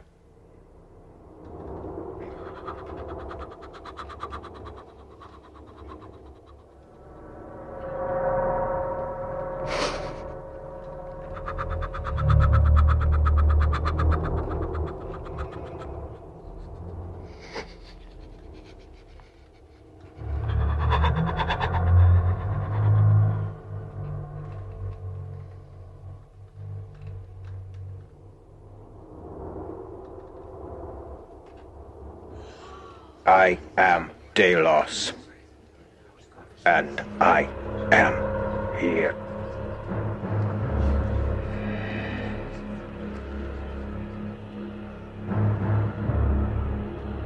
$10,000 ago was I born, and 9,500 years ago did I die. I have walked the cobbled streets of the place men called Atlantis, but which we called Shuma Zamoria. My master in wisdom was Eli Ben Zamora, who studied at the feet of the Undying One himself. To you, I bring what little I can offer against the darkness. I am Delos, and I am among you. Speak, and you shall be heard. So David is a nice man, and I think he's a soulmate. But I'm not sure. And I don't want to get married again until I found that soulmate. I'm really getting pretty desperate. My child, in Shuma Zamoria there was a rare breed of butterfly with wings as golden as the morning sun, and very, very fast. If you would try to catch it, so you would never possess it. And the more you would try, the more angry and desperate you would become. But the children knew better. They would lay down and empty their thoughts and be calm, and soon enough, the golden-winged butterfly of Shuma Zamoria would land just so. Do you understand? Yes. Thank you, Delos. This vessel grows weary. We must not tax the goodwill of our host. I have time for one last question. You, the one this vessel calls Julia. Thank you, Delos. A question, not for my own benefit. Why have you been silent for so long? And why have you come back now? I come through the one called Leonard because he has been chosen to receive wisdom. The universe has selected him, and through this he shall gain great wisdom. As for the second question, 5,000 years ago, Shuma Zamoria was destroyed, cast down beneath the waves, a victim of its own decay. And now, this cycle begins again. A third change is nearly upon us. It may bring great good or great evil. And you,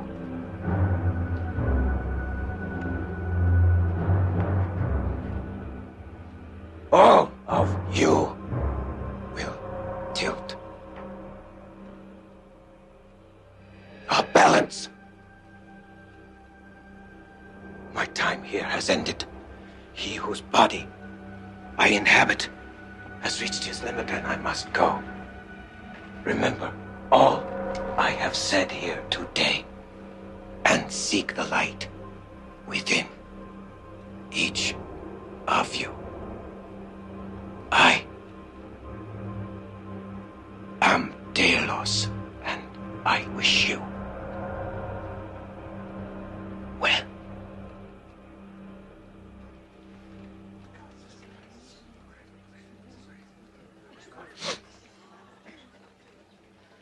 Ladies and gentlemen, thank you all for coming.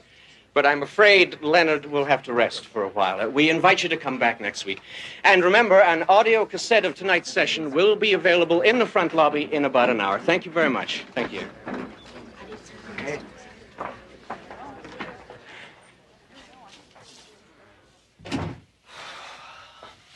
They're gone. Leonard? Leonard. Hey, the Clippers are actually winning. Can you believe it? It's about time. Here, I want you to sign here and here. Okay? How was the take? The usual. Up from yesterday, which was up from the day before. Numbers?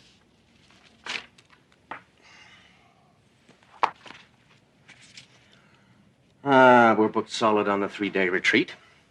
Crystals, tapes, and amulets are up 5%. Book sales are up by 10, but holding. We got the printer standing by for another run after the TV show. Which reminds me, don't forget you got the pre-interview tomorrow afternoon at 3, okay? Good. Should be quite a reaction when Delos goes coast to coast. Just a hop, skip, and a jump till we have a show of our own. One step at a time. As our good friend Delos might say. Never take anything for granted in the profit biz. Words far truer than he suspects. Hey, that's a good one. Huh? Yeah, thanks. It is a good line. Listen, get me everything you can on Daphne Blake. The more I know going in, the better I'll be able to tailor Delos. Yeah, will do. Shall I also send her a bio on you? I suppose, but nothing too spectacular. Just indicate that I'm a humble tool of the great Delos. But a worthy tool can be made from even the basest of metals. Right.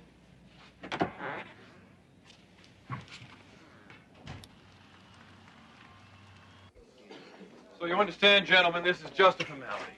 Miss Blake likes first-time guests to come by, get a feel for the place. Let us know what you want to talk about. Right this way, please. Formality saves me the trouble of keeping notes. Is there anything in particular you'd like to mention when you're on the air? Only that the true meaning in life is that which we choose to give it, and that the universe is not without mercy, and not so jealous that it cannot allow for a multitude of visions. All truths are correct, all creeds valid, and the only secret is that there is no secret. We're having a rally at the Pacific Arts Stadium on the 14th.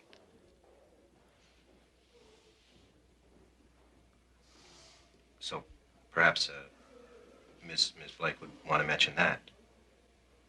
Sure. Which part? You'll have to excuse Mr. Randall. He's been working very hard. Sometimes it's hard to keep it all straight. I have no trouble seeing things as they are. That is indeed my curse. I see this television as the single greatest time waster in the history of mankind. You make sport of people's pain and exploit people and sell trinkets to those who cannot afford them. You do this to increase your own wealth. Yes, I see things quite well indeed. And I see that the woman in whose employ you labor is an adulteress, a user of chemicals. That'll be quite enough. You'll excuse me. What the hell is wrong with you? Where's the guy? He's gone, and I wouldn't blame him if he had the appearance canceled after what you said. I said what? I didn't say anything. Leonard, don't play games with me. I'm not, Don. Honest. You're not, huh?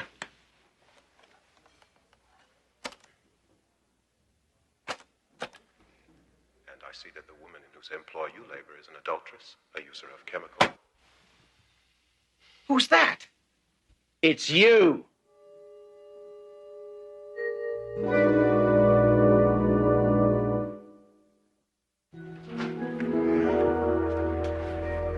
So what's the situation?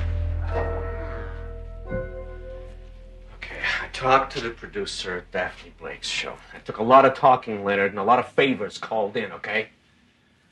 We're still due to go on the air. That's good at least. Maybe.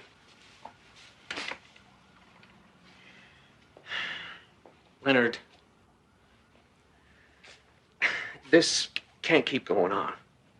Now, you're going to have to do something before we go on the show. You have to get control of that That voice. Well, it can't be Delos. There is no Delos. I mean, Don, we invented him. Remember? I said a 10,000-year-old warrior, and you thought I said a 10,000-year-old warrior. Hell, I thought you'd never stop laughing. Yeah, only it's not funny anymore, Leonard. And the money and the good times, it all comes to a stop unless you can get this under control. Which is why I've made an appointment with someone for you. He's a specialist, and I think he can help. A psychiatrist? No way. Not a chance. Leonard, I don't know what's going on here, and neither do you. All I know is everything is riding on this show tomorrow. Now, mess up, man. And we're finished. I said no. N-O. I can handle it! I'm sorry. Look, can we backtrack a moment? I think there's something I'm not getting here. You're a trans channeler, aren't you? Yes. Not to be judgmental, but you're supposed to hear voices, yes? Yes. Then what's the problem? Well, it's, you've got to understand, Dr. Greenberg, I'm really getting this voice, see? And I've got to go on TV tomorrow. So, unless you can help. Television. Now I start to get the picture, so to speak. Mr. Randall, I've worked as a psychotherapist for 20 years. I pride myself on my record. If it's all the same to you, I'd rather not be the subject of this little publicity stunt. You may claim to hear as many voices as you wish, Mr. Randall, but do not come to me to add credibility to your little scam. Yes, you are a good man. One of the few I have met recently. That's right, and I... Oh, I see. And this is the voice, is it? Very nice. What else do you do? I speak honestly, that's all. It's not unlike what you do, I think. Oh, I see. And who might you be? Napoleon? Aristotle? Napoleon is dead. Aristotle is dead. And you do not look well yourself. Why do you do that to yourself? I think that'll be all for today, Mr. Randall. You miss her very much, don't you? What? I see such pain in you. But there was nothing you could do, even if you had arrived sooner. It would have been too late. Your wife misses you as much as you miss her. But she would prefer you did not hurry the reunion. Get out! What? What did I do? Just, how dare you? How dare you use my wife too? Of all the cheap, just get out! Forget my fee, forget the whole thing, just go away!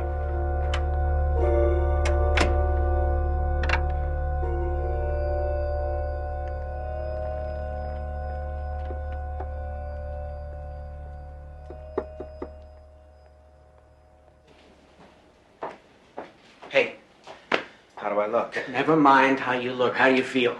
I think it'll be okay. I taped myself last night, and the voice, whatever. It didn't say a word all night. Maybe it's gone. Well, let's hope so. 3 minutes, Mr. Randall. Look, just keep telling yourself, get through this, make Thalos a star, and we are set up for life. All right? Come on, let's get out of here. Well, we're back. Our next guest has been making quite a splash these days, and we're very pleased to have him on the show. He's a trans channeler, and that's a fascinating subject we'll explore in just a moment. But first, I'd like to welcome him to this, his first television appearance, Mr. Leonard Randall. Hello, Leonard. How are you? So, Leonard, could you start by telling us what this trans channeling is all about? I mean, how would you describe what it is that you do?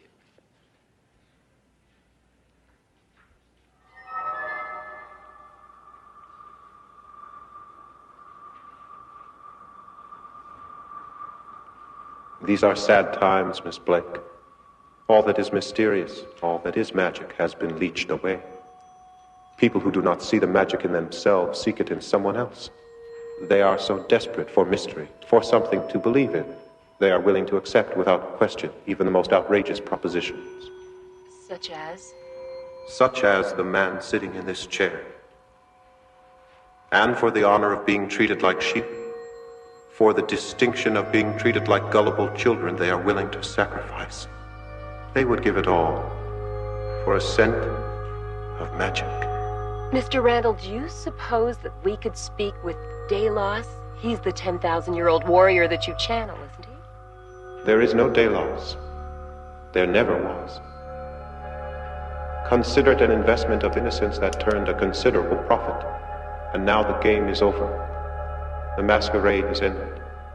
To the followers of Delos, I can only offer the sincere apologies of Leonard Randall. And one slightly used piece of wisdom. Do not seek enlightenment in the vain and self-indulgent proclamations of those who insist you must pay for your own soul. Do not seek it in this box or in the opinions of others. Seek it in the quiet turning of your own considered conscience. Thank you. Well, folks, you've heard it here first. We'll be back right after these messages.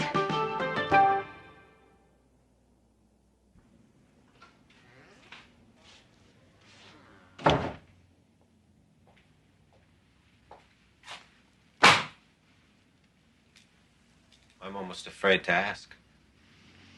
The scandal's killing us. Everyone who's ever given us a dime is asking for it back. We've logged 200 angry calls. The investors are pulling out left, right, and center. Oh, yeah. And the IRS is nosing around. We were on shaky financial footing as it was, but now, if you're lucky, there's enough to get you a hotel somewhere for the night. If you're not... What are we gonna do? We? Hey, man, I'm out of here. Yeah, it's too bad, really. I thought you were sharp. I don't know. I thought you had it. Anyway, I was wrong. I got a gig with a healer down in Panama. Folks say he's the best around. Probably make it big in a few years. With the right lieutenant.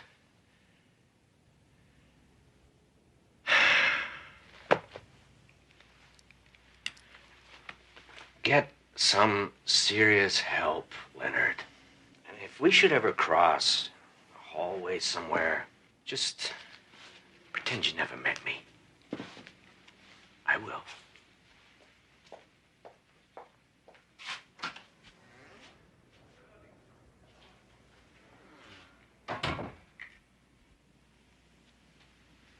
Well, Leonard, guess it's all over now.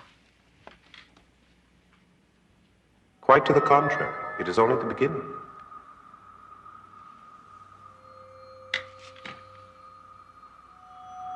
You. It's you. Yes, I'm pleased that you can hear me at last. There was so much in the way between us. That's why I had to get rid of it all, you see. You couldn't hear me.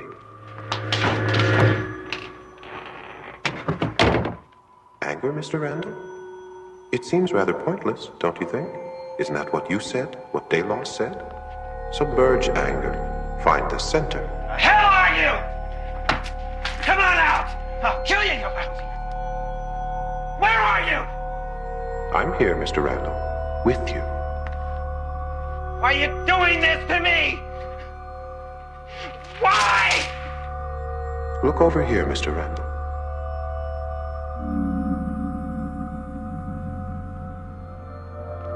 I'm here at your urging, Mr. Randall. You said the universe had chosen you for wisdom, and you, of all people, should know that sometimes, when you speak to the universe listens. You asked for wisdom, and now you will receive it. It will be a long process, but to that end I am willing to be your constant companion. I will be with you every moment, day and night, for as long as it takes. How long? How long will it take? 20, 30 years at most. And now, as you say, in your modern world, let's take it from the top. Critical reviews received and reluctantly acknowledged by Mr. Leonard Randall. A case study in showmanship, who found himself upstaged in the final act by the Twilight Zone.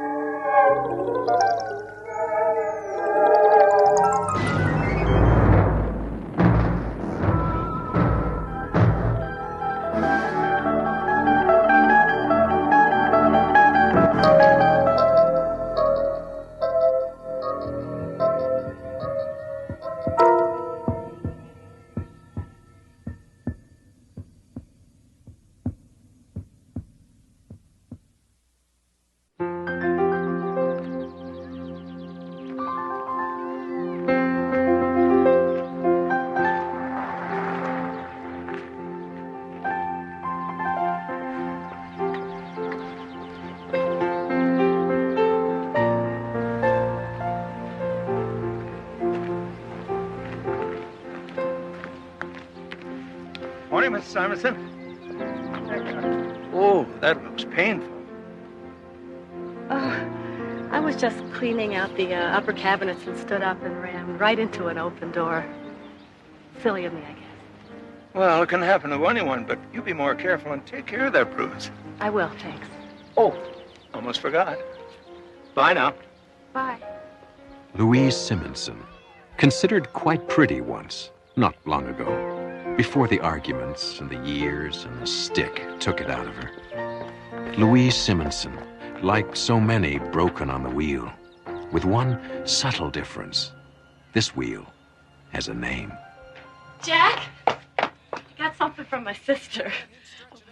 No. I just wanted to see what it was, that's all. I mean, it's from my sister, and I haven't seen her in such a long time. 12:05, Louise. 12 o'clock is lunch. Lunch. 12 o'clock. Get in there and fix lunch. Now.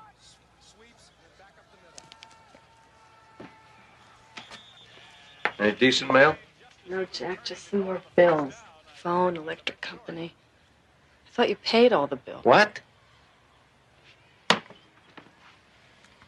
You're saying I'm not doing my job? You're saying I'm not a good husband? That I don't take care of you the way you'd like? No, I'm not. Oh, there you see. Made me miss something. It's 12:06, Louise. 6 minutes past 12. We know what 12 o'clock is, don't we? 12 o'clock's lunch.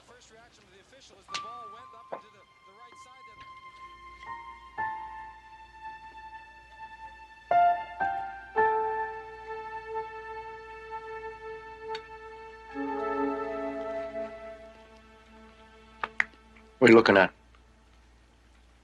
I was just wondering if I could open the package now.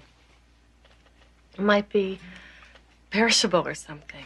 Well, you know my sister, how she likes to send cookies and things. Can I open the package now?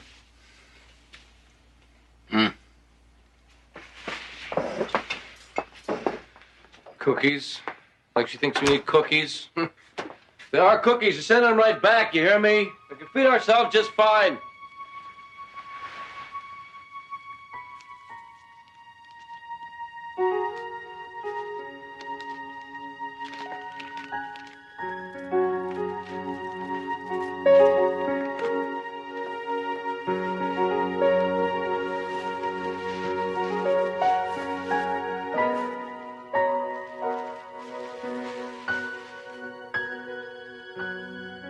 Oh, Susan, you remembered. Remembered what? It was my birthday Friday. Happy birthday.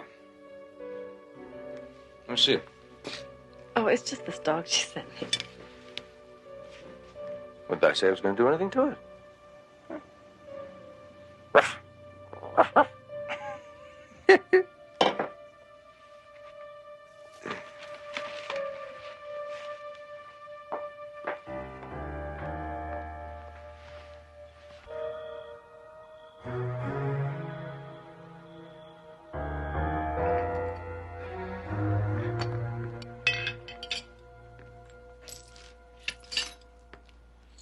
I'm going.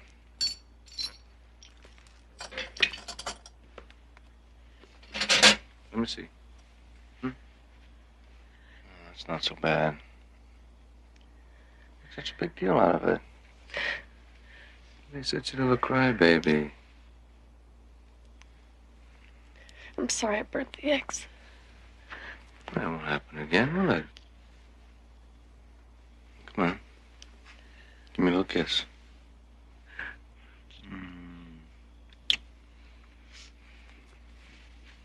When will you be back? When I feel like coming back.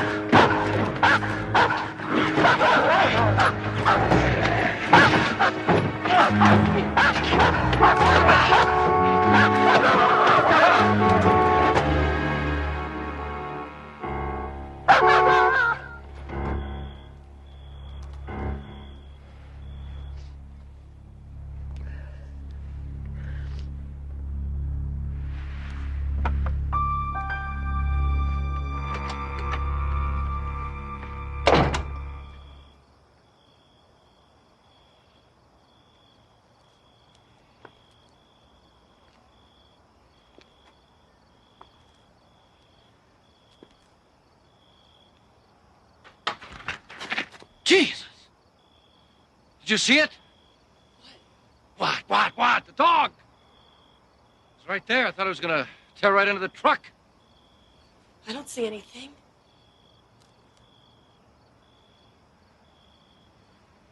Thing must have run off. Horn probably scared it. Good thing, too. Man, if I had my gun. Look, get back inside. First thing Monday, you call the cops. Find out who's got a dog loose around here.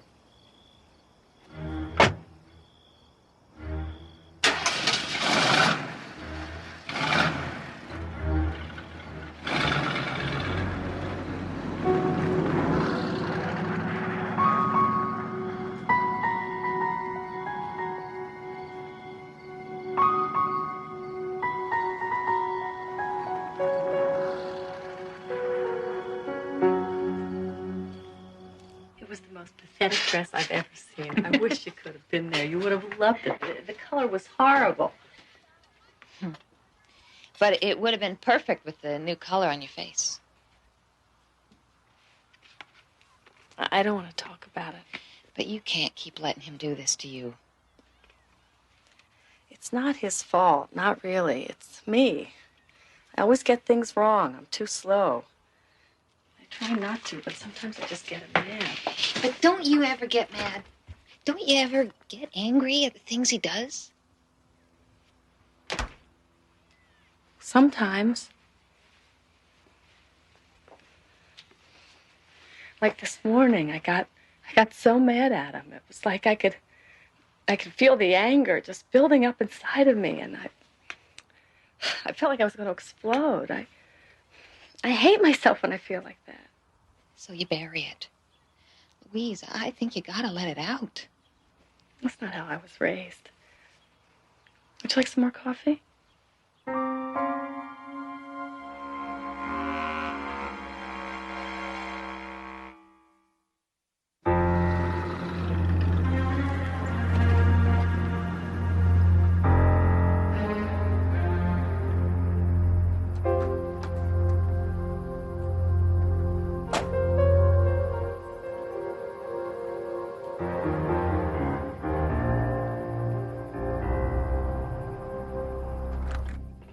I'm back.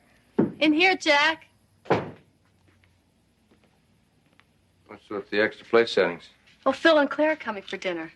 We set it up last week, remember? Oh, yeah, sure. Well, the fancy stuff.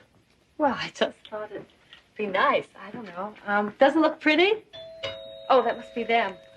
I mean, you work so hard. I just thought a nice dinner might relax you, you know? Hi, right on time. Oh, as always. Oh, honey, you look so nice. Oh, thanks. Hey, Phil. Hi, Louise. Where do you want me to put this? Oh, in the kitchen. Oh, it looks so good. Hi, Jack. How you doing, Jack? Fine, Phil. You want to come out to the garage for a minute, Phil? I got a new reel I want to show you. Sure. Yeah.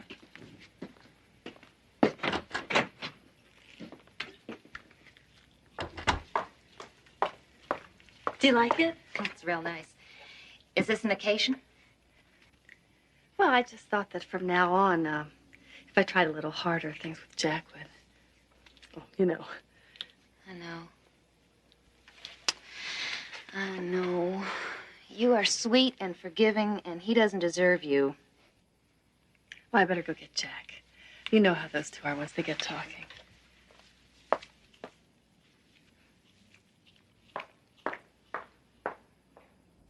I just want us to be clear on this, okay? All you have to do is say that Frank called you Saturday to go fishing. You couldn't make it because you had to work or something, so I had to go with him. That's all. That's all. Just lie for you. That's right. All right. I mean, how long do you think you can keep doing this? It's only a matter of time before Louise finds out.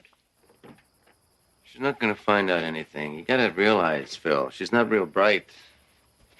And Denise is? Phil, she's got legs up to here.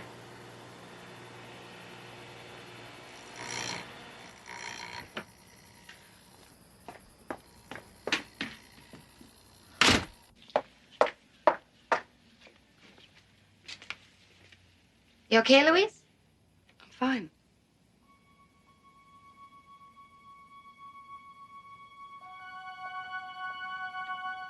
Jack, they'll be wondering what's taking us. Yeah, I'll be in a sec. You go ahead.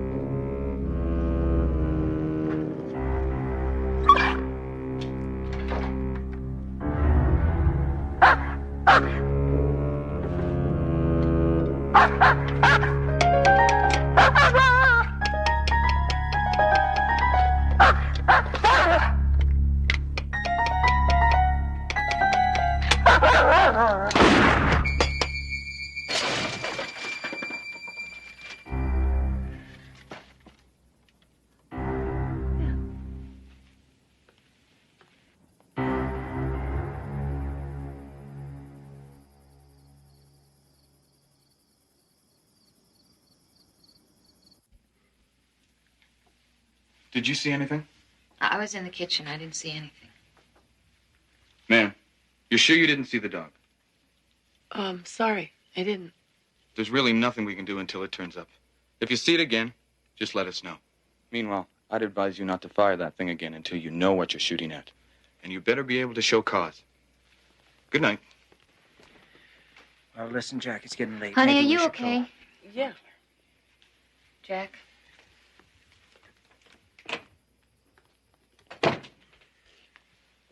Oh, you were a fat lot of help.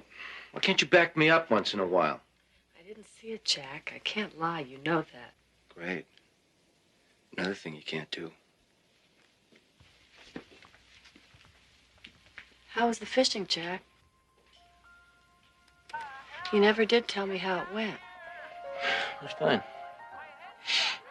You know, Frank, talk. Scares away every fish in the county. Surprised you caught anything at all. And you didn't catch anything all day? That's right. What is this, a third degree or something? Huh? I don't think I like the tone in your voice. What, I can't go fishing with a friend? No, Jack, I wasn't implying. You said no. You know I don't like it when you say no, Louise. You got a problem, huh? I'll give you a problem. I heard you, Jack. I heard you with Phil. I heard you, damn it! So what? Come on, Jack. Stop it. Stop it. Stop it! Jack, come on, now! Please!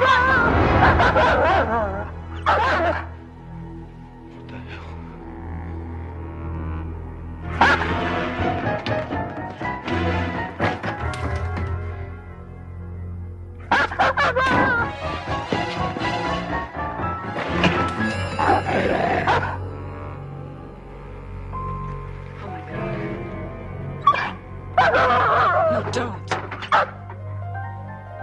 Don't. I don't want you to. We gotta get out of here. Jack, I can't seem to make it stop. I'm sorry. It just came out. I didn't know. What are you talking about?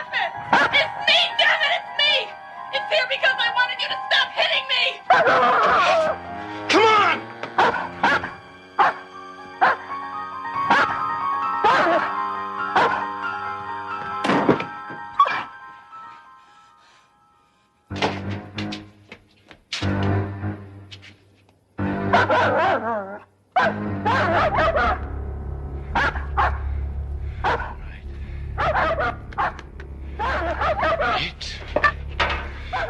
Piece of me?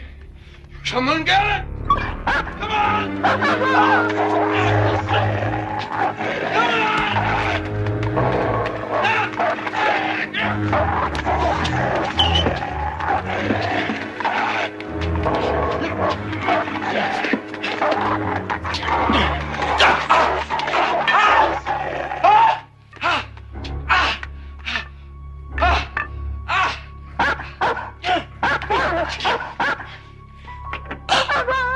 Louise, please, for God's sake, call it off. Make it stop. I can't stop it, Jack. I can't. Maybe I could have once, but... God help me. I don't love you anymore, Jack. There's nothing I can do. I can't stop it. Please, Louise, call it off. Promise, it'll be different this time. Please, just give me a chance, okay? Just a chance.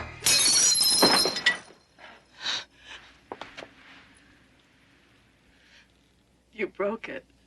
It was the dog. It was the damn China dog. You broke it. It was the only thing that was really mine. And you broke it. And I hate you.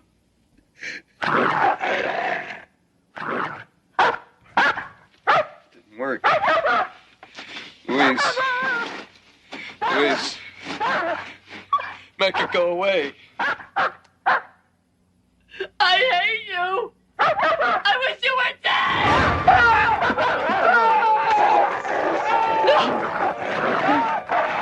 Stop it.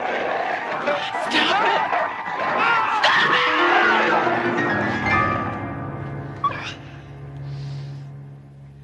I can't.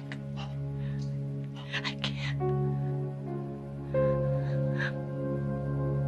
Where will I send you? I don't know where to send.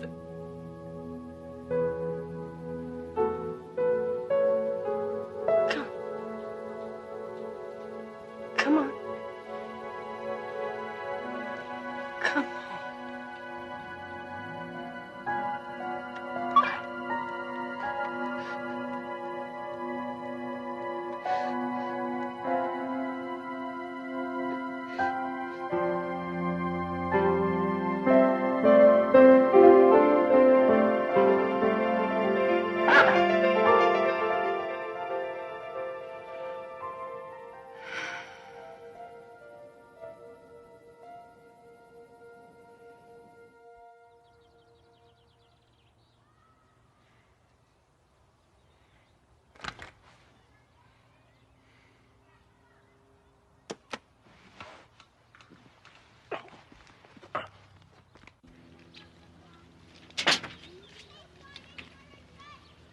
Where the hell do you think you're going? Away, Jack. Away from you. Is that so? You think I'm just gonna let you leave after what you did to me? You sent your little friend away, remember? And now I got a score to settle with you, little lady. You leave and I'm coming after you. No, you won't.